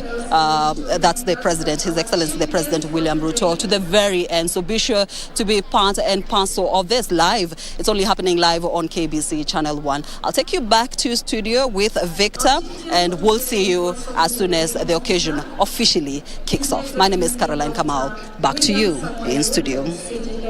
Very well. The Password Parade is always spectacular. I mean, the drills, the parades, the command is always spectacular. And of course, we wish all of them, having completed their 9 months training, for them to come out and serve this beautiful country. Gentlemen, 2,881. There is a number here.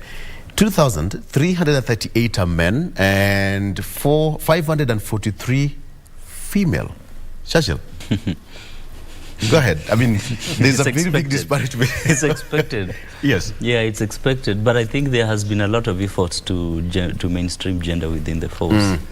And in as much as there's still a little bit of skewness, you know, we are headed there. I mean, there are instances, there are times when that number was, the disparity was pretty huge. Yeah. Yeah, and you know, it's expected because of, you know, the masculinity that came initially with being a police officer in Kenya. So I think as time goes by, there's been a lot of efforts to mainstream gender within the force. Yeah. And you know, I mean, that is the disparity being there. It's still a good effort. Yeah. All right. Engineer, the service has changed over time.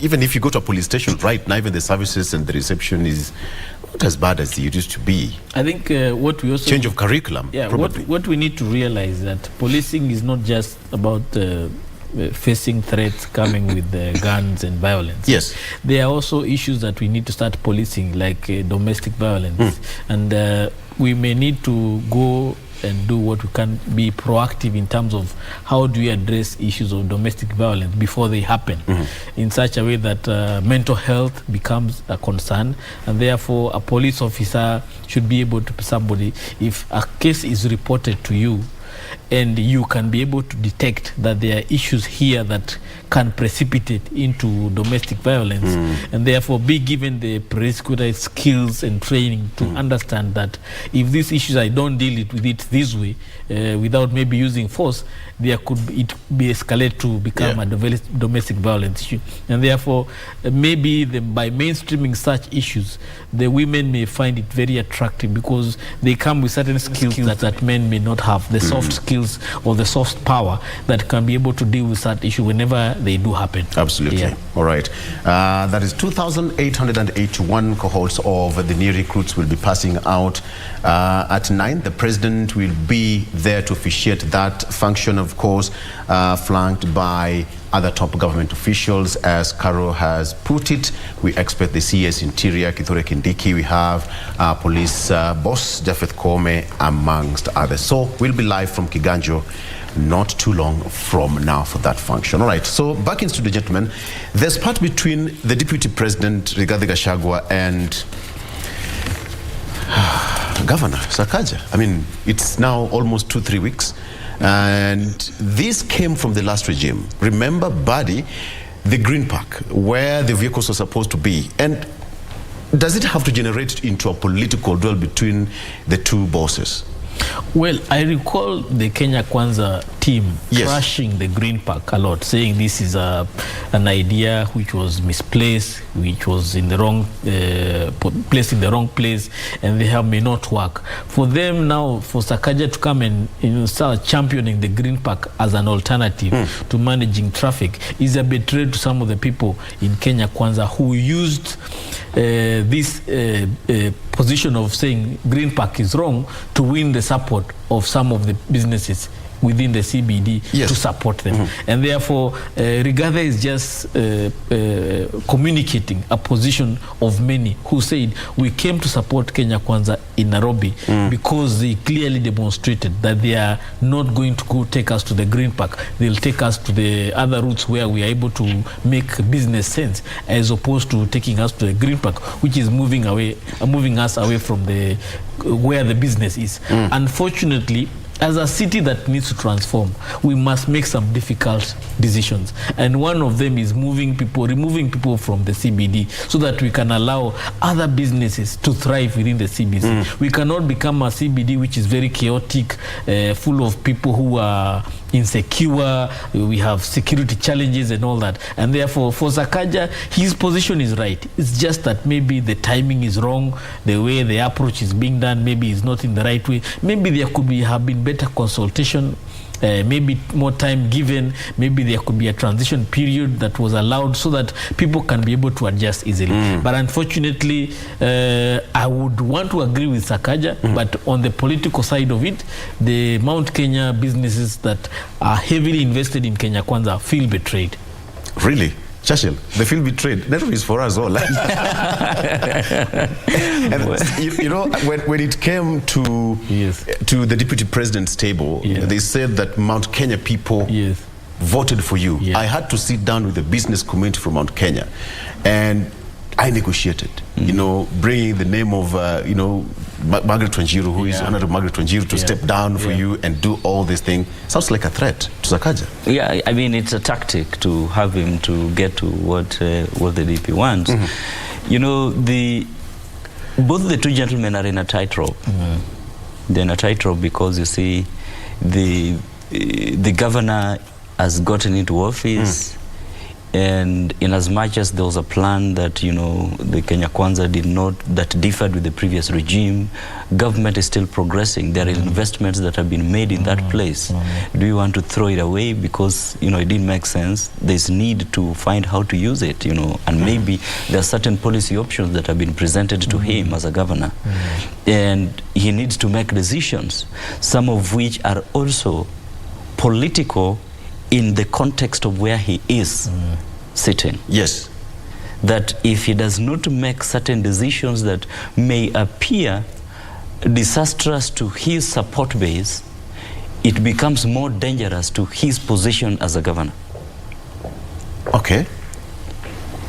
Now, the DP on the other side is on a position where his people are seeing that, you know, we are being pushed, our businesses are hurting. You are our champion. We are bringing this to you. Help us. What do you expect him to do? Gentlemen, you've traveled across the world. Let's just start from there. City planning requires time, and I mean the aspect and the push to reorganize the Nairobi Central Business District. I mean, General Badi tried. We can attest to that. Some order was restored during his tenure, until the services were reverted back to the county government. What is so serious about the reorganization of the city? For it to look like the face of Nairobi, you move all the way from Museum Hill go towards that side of OTC and you still feel safe, no congestion and what have you. What's so hard about that? That it has to be political? Engineer? You know, politics is about people. And there are livelihoods that depend on the chaos within the city. You are the people. Well, the minority of us are very good in appreciating what Sakaja is doing. But the majority of Kenyans who depend on the life, on the city and the chaos it has, they thrive on that chaos. Don't care whether it is organized well or not. All they want is to know that if I wake up in the morning and I go to that city, I'll make $1 or $2, a shilling or $2. And therefore, for them to be removed, whether it's for 1 day or 2 days, it is very painful. That's what I'm saying. There needed to be a form of transition.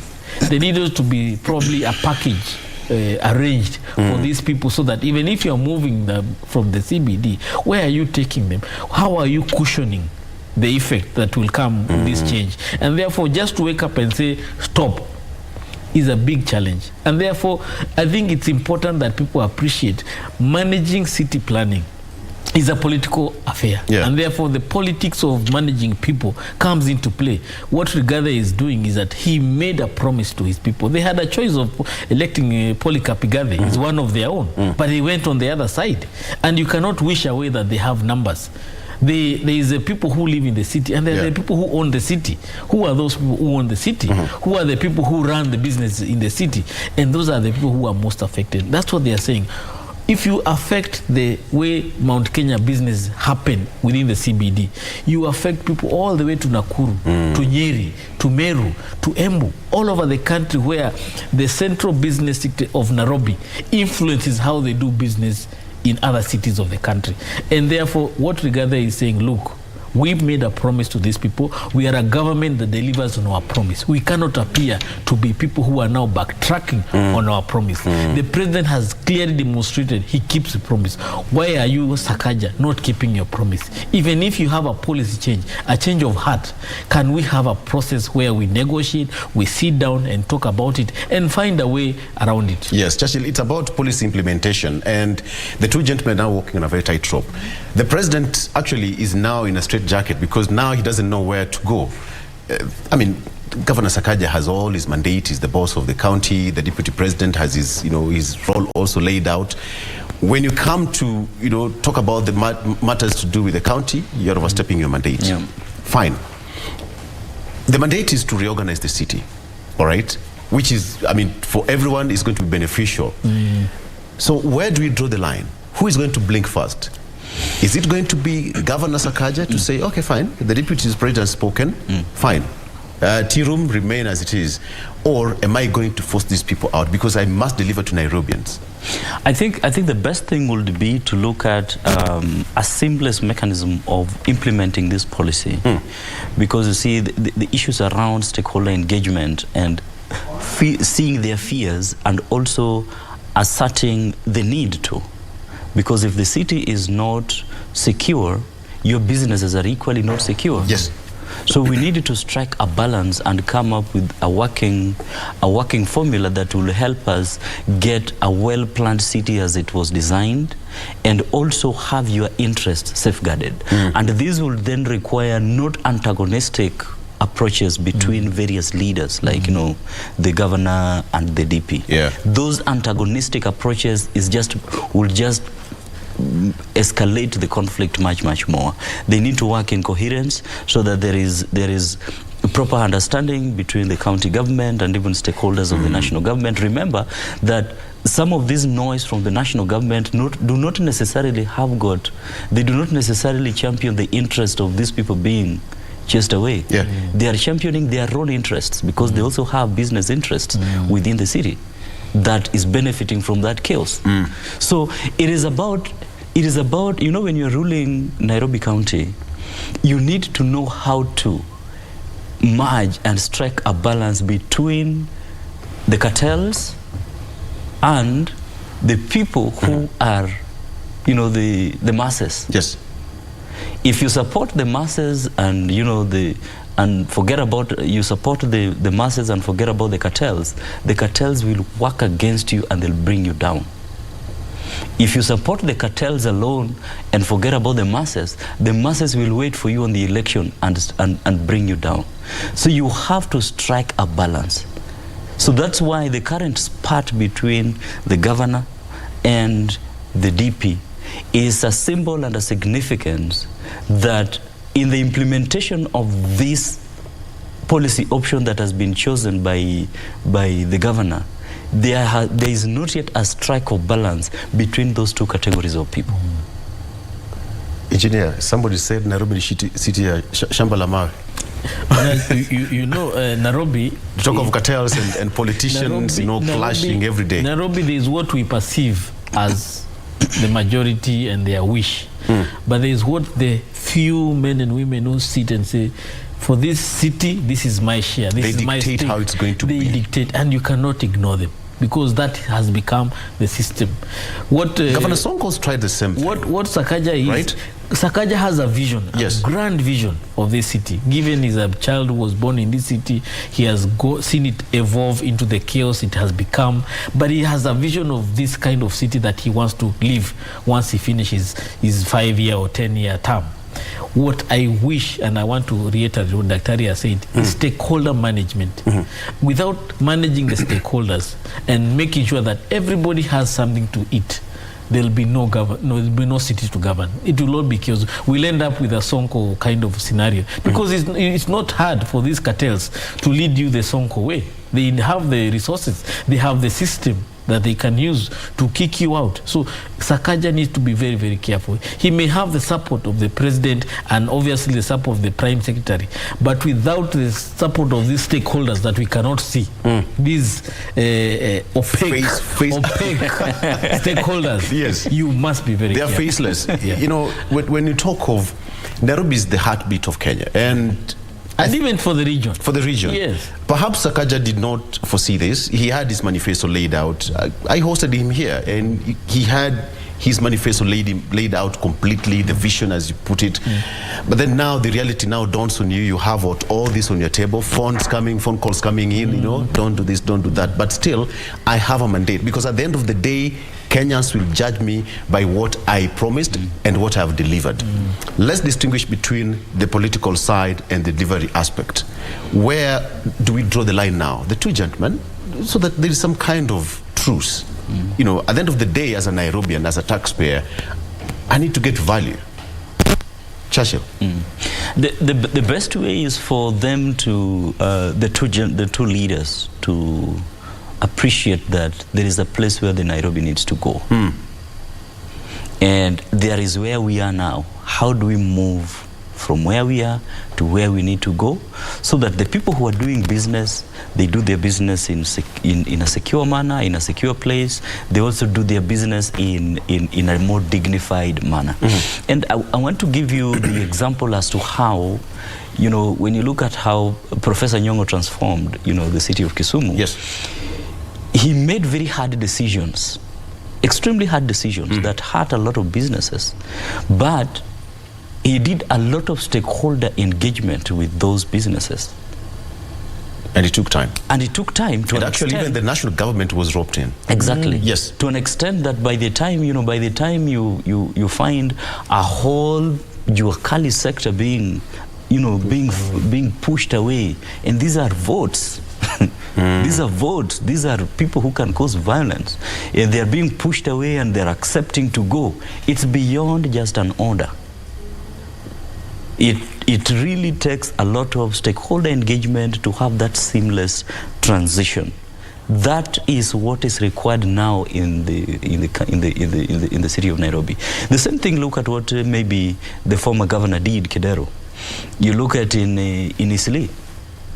Isli was initially a very chaotic place, but then there was due to a lot of engagement that happened. You look at most of the key businesses in Isli are now within malls, and few people are now outside, just doing the hawking. So all this thing is about how do you engage the people, in a manner that you don't hurt their livelihoods, because you can end up creating a clean city with livelihoods that do not exist. You're right. Gentlemen, I'm told we're running out of time and we have to stop it there. They say that a good dancer must know. But I just want to add that Michuki was able to make some changes.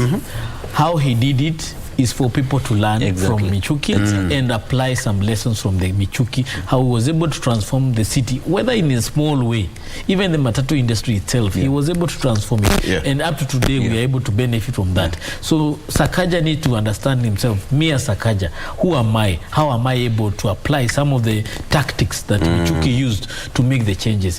He may be a young person, but also he may have the support of the many people. But as long as he's able to communicate very clearly, his vision, people will listen. As long as you're able to tell people what you want to achieve, they will sit down and listen to you. But don't come with a fist fight. Absolutely. And think you Gentlemen, it's our first show this year. Let me just give you 30 seconds. What should you expect? Politically speaking, socially, economically, in 30 seconds?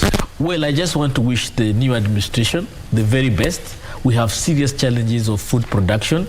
I just hope that they can be able to use the advantage of the region, where we can be able to use, I've been to Uganda and there is a lot of good weather there. If we can be able to take advantage of the region to produce more food and sell to us Kenyans here, it is easier. Because as a country, we are really suffering because of the challenges of drought. That's my prayer, and believe that if we are able to address the issue of food, this country will be able to progress. All right, Shashil? Yeah, I also just want to echo the same and, emphasize the need for our leaders to work together for the benefit and the interest of our people. All right. Okay. Thank you so much, gentlemen. Absolutely. All right, let's take a break. Jim K still continues after this break. Sakaja.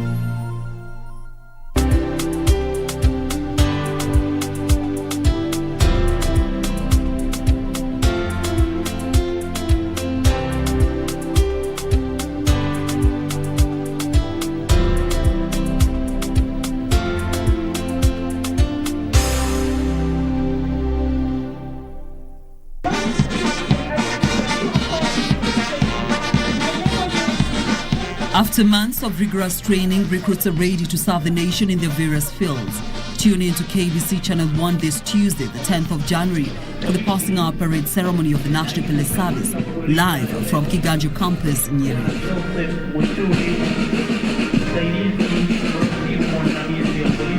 The ceremony will be presided over by the Commander-in-Chief of the Armed Forces of Kenya, His Excellency President William Ruto.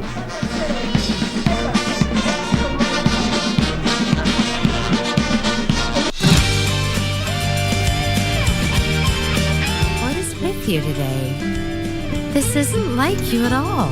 This isn't your first rejection. Why are you so beaten down today? Hurry up and go home. That's a direct order. Geez, stop looking. That's a different guy from that of last week? You get a new job and I get a new boyfriend. It's only fitting. So are you done wasting my time? There's more to it. Read this here. This guy came out of nowhere and sat down with me. And not only that, he's handsome. The guy sitting with you is Harvey, babe.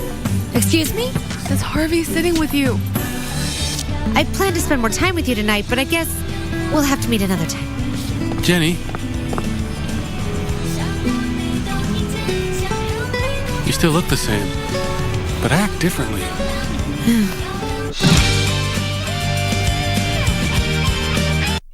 Abantu ba Mintombo Yamore.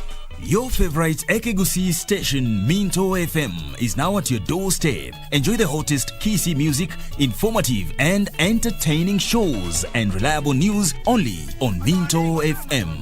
Tune in to Minto FM on 91.7 FM in Nyamira, Kisii, and its environs.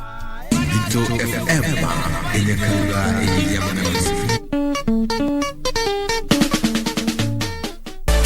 Take on Tech, a weekly program that brings you technological debates and concepts. Let us assume we have a young innovator who has come up with an app. Financial technology and financial services is a very complex game.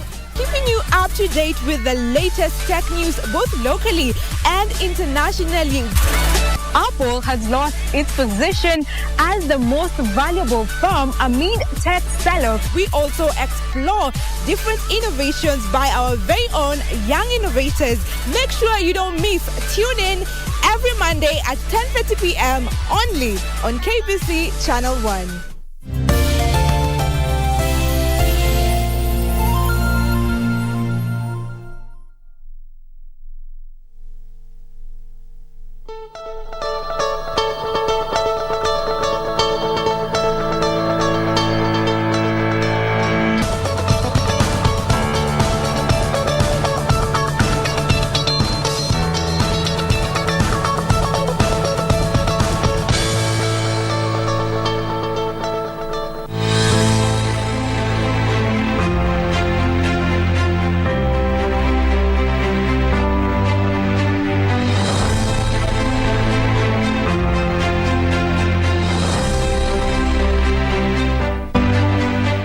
In 1956, Moses Masika Wetangula is a lawyer who first came to the limelight at the age of 26 years when he represented senior private Hezekiah Ochuka, who was accused of leading the 1982 attempted coup against President Daniel Moi's government. He served as a magistrate from 1987 to 1989.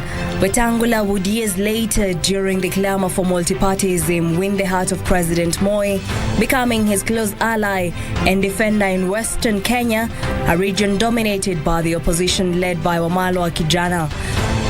In 1992, Wetangula entered active politics when President Moi nominated him to parliament soon after the first multi-party general election in 1992.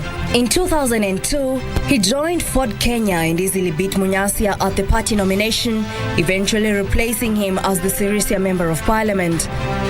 Ford Kenya was then under the National Alliance Coalition NAC. In 2007, he joined the Party of National Unity PNU and recaptured the Sirisia parliamentary seat and won. Wetangula would become a key figure in the government of President Mwai Kibaki, both under the National Rainbow Coalition NAC and later under the Party of National Unity PNU. He served in various cabinet positions, including a Minister for Foreign Affairs from 2008 to 2010, and then as Minister for Trade from 2012 to 2013. During the post-2007 election violence, President Kibaki turned to Wetangula and dispatched him to Addis Ababa to address the African Union. He was involved in the peace negotiations brokered by former United Nations Secretary General Kofi Annan. Africa has had more than its fair share of unhelpful conflicts, and it is time we sat back and gave peace a chance so that we can focus on development. In 2010, Wetangula was accused of making the government incur 1.6 billion shillings through purchasing a low-value land in Tokyo, Japan for the Kenyan embassy instead of accepting a free property from the Japanese government. He stepped aside pending investigations. I have made a personal decision to step aside from my responsibility and appointment as Minister for Foreign Affairs of the Republic of Kenya to give room and pleasure to those who have been haunting and tormenting me for the last 3-4 weeks, to give room to the very able arms of investigation to carry out investigations, and I can assure you, without any fear of contradiction, that my innocence is guaranteed because I am absolutely clear. In 2011, Wetangula was absolved of wrongdoing in Tokyo scandal and reinstated as minister. In 2013, Wetangula successfully vied for the Bungoma senatorial seat following the nullification of Muskari Kombo's win. The same year, the Coalition for Reform's Democracy Code appointed Wetangula the Senate Minority Leader. Wetangula successfully defended his senatorial seat in the 2017 elections under the National Super Alliance NASA, retaining his minority leader position in the Senate. However, in March 2018, Wetangula was ousted from the Senate minority leadership and replaced by Siaya Senator James Orengo of the Orange Democratic Alliance, ODM. Ahead of the 2022 general election, Wetangula and his Ford Kenya party joined the One Kenya Alliance, OKA, to support Deputy President William Ruto's bid for presidency. Reporting for the Cabinet, I'm Jackie Wambiru.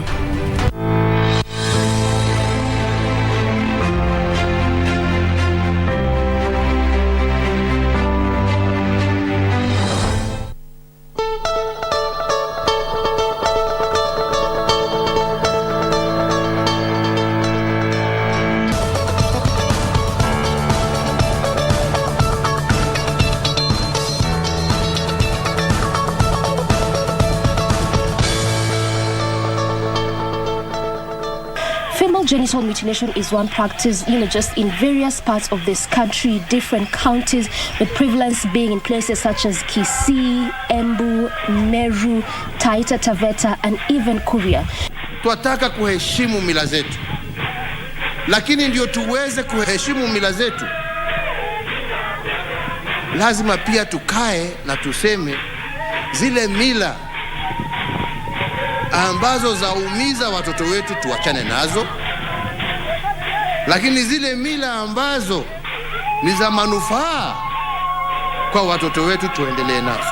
The government has also made various strides with the notion of wanting to stop this practice by 2022. When you instructed us with the Shebesh that the target of 2022 to have 0 cases of FGM is your plan, and we are trying to execute it, but Your Excellency, this cannot be done alone.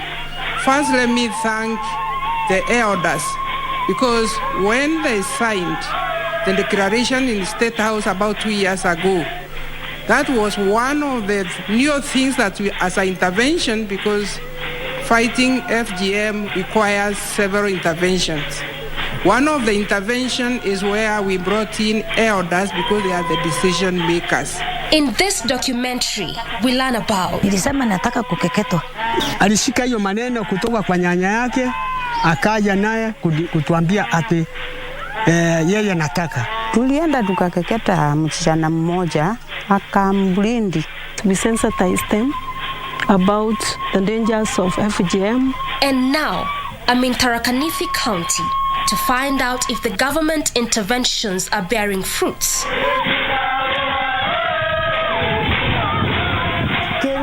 Kaire ntige tonga ananka gerero ngabanakaya akandinga mukono ntige tonga ewa kwa mware enwa mugambo nchoweya. I got an appointment with Fides Kithinji, a reformed ex-cutter who practiced FGM for decades.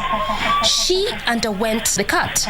Wakati nilitaidiwa nikiwa mkubwa, sababu si hakuna kampuni. Unajua hii ni kampuni yako sasa. Sasa unaona wewe ukiacha huyu akitairiwa na huyu atairiwe na huyu mwingine, wewe huwezi waachwa peke yake. Sasa unakosa kampuni. Unajua kampuni. Sasa hiyo ndio inaniwezesha nitairiwe, sababu hakuna mtu tunakaa na yeye. Nitakuwa peke yangu. According to Fides, it was more of a ceremony than an event. Sasa wakati huu ni wakati wa ule mtani. Ile mwenye kutairi anavaa hivi. Hata ukimwona na njia unajua yeye ni mwenye kutairi. Hata mwenye kutairiwa akiniona anajua ndio ule mtaani. Anaitwa mtaani. Sasa zamani mwenye kutairi alikuwa anaenda akiwa anaimbiwa.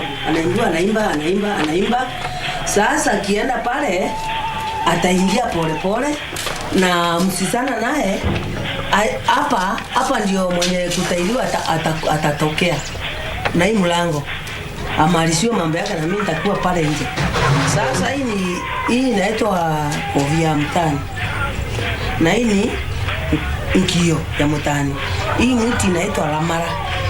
Yaani ile pingo ya mtani. Ukienda kusukua mtani, kama mtu anikujia hapa, kama kuna tumano kama vile vijana. Kijana kama ule anakuja ananiambia tunataka uende ukatairie kwetu. Sasa leta ile pesa unakuja naye ili niweze kutoka. kiniashia 1,000. Sasa nitampea hii. Ona, ataenda naye akijua mtani akienda atapelekea yule mwenye kutairiwa, mwambie ukiona hii ujua hakuna utabadilika, hata ukikataa tunakushika kwa nguvu. Poverty made Fides to become a cutter. Sasa nikaona nione kama nikitairi nitasapata pesa.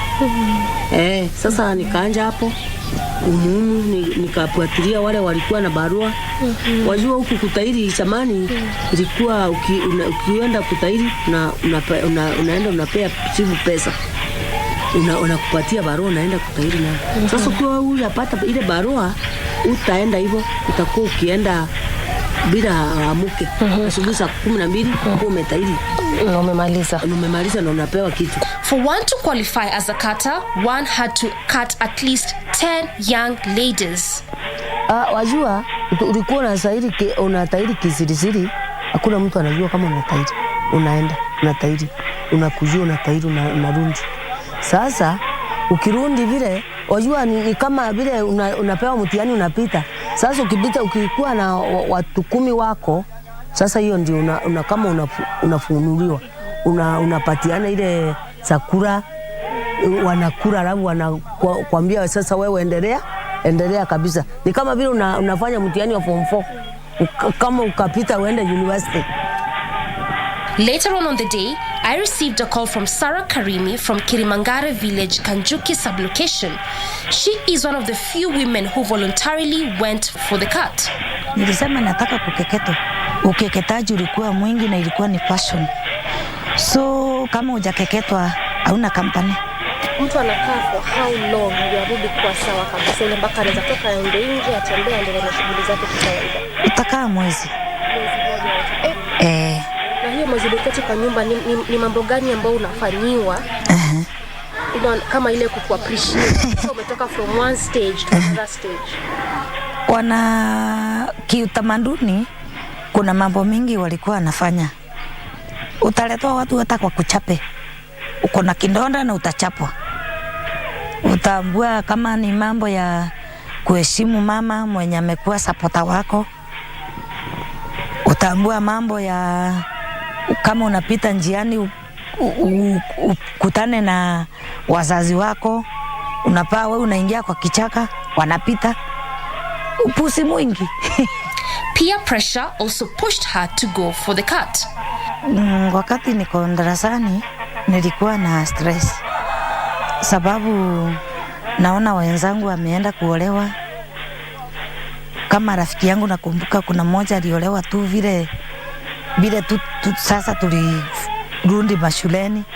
Yeye akakuwa tayari alikuwa na boyfriend, lakini sasa vile amepita hiyo section sasa amekuwa sawa. So akakuwa ameolewa, kuna mtoto. Bado mimi hata sijamaliza class 8. Bado naendelea na masomo. So nilikuwa naona ni stress kubwa. Simon Jaging Kathu is a community leader in Kirimangare village. Wanajaribu kuendelea ama kuendesha ile utamaduni wao. Hiyo kazi mimi sitaifanya. Maana niliona haina kitu ama haina faida yoyote kwangu. Na kama mtu akija kwangu kuniambia ati nataka barua, uende unishukulie barua kwa chief ama kwa assistant chief ili nipate nafasi ya kukeketa msichana wangu. Hiyo kitu mimi nakataa. Na tena hiyo kama akiendelea na hiyo kazi na nikipata huyo msichana amekeketwa, mimi napiga ripoti kwa authority, halafu majukumu nashukuliwa na serikali. Kusema kweli mimi sioni kama kuna kitu ambayo kiko muhimu sana kwa kukeketa msichana, mbali ni hasara tupu. A few meters away, I met Grace Josephat, a reformed ex-cutter who practiced FGM for over 10 years. Kuanzia 1979 tukaenda mpaka hata mimi akanifundisha kukeketa. Akitengenezewa pombe akikunywa, akalewa, ananiambia sasa nilikupundisha saa hii wewe utafanya hii kazi. Tulienda tukakeketa msichana mmoja akamblindi kwa damu kwa wingi. Nikaangalia nikaona na hii ni maneno ya kufungwa. Nikafikiria, nikaanza kutetemeka. Nikaona hii maneno hii serikali ikijua tutapungwa. Mimi nikaolewa na pasta. Nikiolewa na pasta akaniambia sasa hii maneno sitakubaliana na hii maneno. Hata nikiwa mimi na keketa nilikuwa naona ni maneno sio mzuri. Government interventions to stop FGM has attracted support from non-governmental organizations. We met Faith, Regional Director, Plan International, based in Tharaka-Nithi County. A lot of progress has been achieved towards eradication of the practice, with a lot of emphasis on working with locals, mainly the role models, women and men that are in support of ending the practice, women that have progressed well in their career and have not gone through FGM, and others that have gone through FGM are career women but are against the practice and have been able to stop the practice in their own families. So those are the people that we've been working with. There are a lot of awareness campaigns that have been held at the community level. A lot of government structures have also been supported, especially strengthening the court users committees, working with the area advisory councils, training the police officers, mainly to ensure that they understand the need for issues of child protection, because FGM falls under violation of children's rights as well as a form of gender-based violence. So as much as there is that much that the organization has done in reducing the practice from 58% in 2014 to 48% as at last year, a lot more needs to be done now that comparing the prevalence in Tharaka-Nithi County and the national prevalence of 21%, we are way above the national average with around 27%. A lot more needs to be done in eradicating the practice, which is quite deep-rooted. And as much as the government is committed to ending the practice in 2022, there is quite some good trial in terms of the government agencies supporting the presidential directive, but there is a lot more that needs to be done by everyone to ensure that the practice is eradicated in 2022. Some children were actually rescued by Plan International, them that were to undergo the cut, and then they picked them. Those are the girls that they hold seminars for. We sensitize them about the dangers of FGM as a woman, as a girl, and even to the education sector. It's dangerous to them. We've held so many seminars and we've taught well about it, and for sure a large percentage is now in schools as a result of those seminars. If you compare FGM prevalence, especially across the county, areas where the literacy levels are very high, people have gone to school, people are in charge, people are not poor, the FGM levels are very low. But where the poverty levels are high, there are high levels of illiteracy, then FGM is high. So if we fight poverty, then it will definitely address issues of FGM, because parents will have, they will be financially stable. They can be able to take their children through schools. There is that level of exposure that comes up with the improved level standards of living. There is that interaction with the outside world that brings in the natural transformation from embracing the cultural practices that are retrogressive to encouraging education, to encouraging support of education and hence eradication of FGM in an area. My visit to Tharaka-Nithi County left me with hope. A hope that come 2022, FGM prevalence will be zero. I hope that girls will be given equal opportunity in the society. I will visit Tharaka again.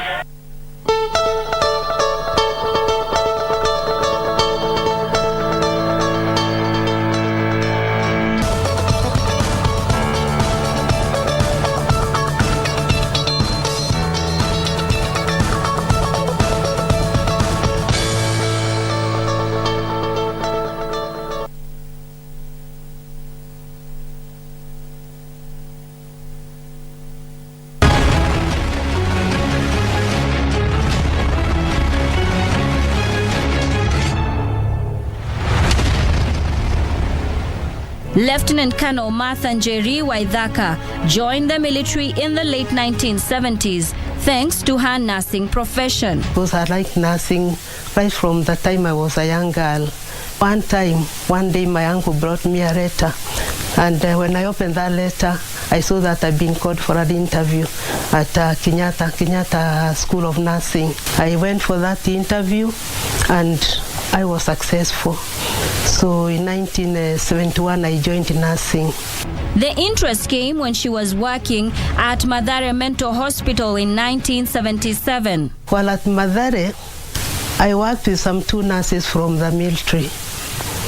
And they are the ones actually who told me, Mom, why can't you come and join the military? I said no, because we were supposed to be the pioneers as nursing officers. Then eventually I said, now let me give it a try. Martha worked for a decade, rising up the ranks to becoming the highest ranking woman commander then. When the promotion came, I remember I was just inside here in my house, and when the results came of the #1 board, one of the officers called me and he told me, Mom, congratulations. I asked him, for what? You've been promoted and appointed CEO Women's Service Corps. In October of 1971, the Kenya Army recruited women for the first time.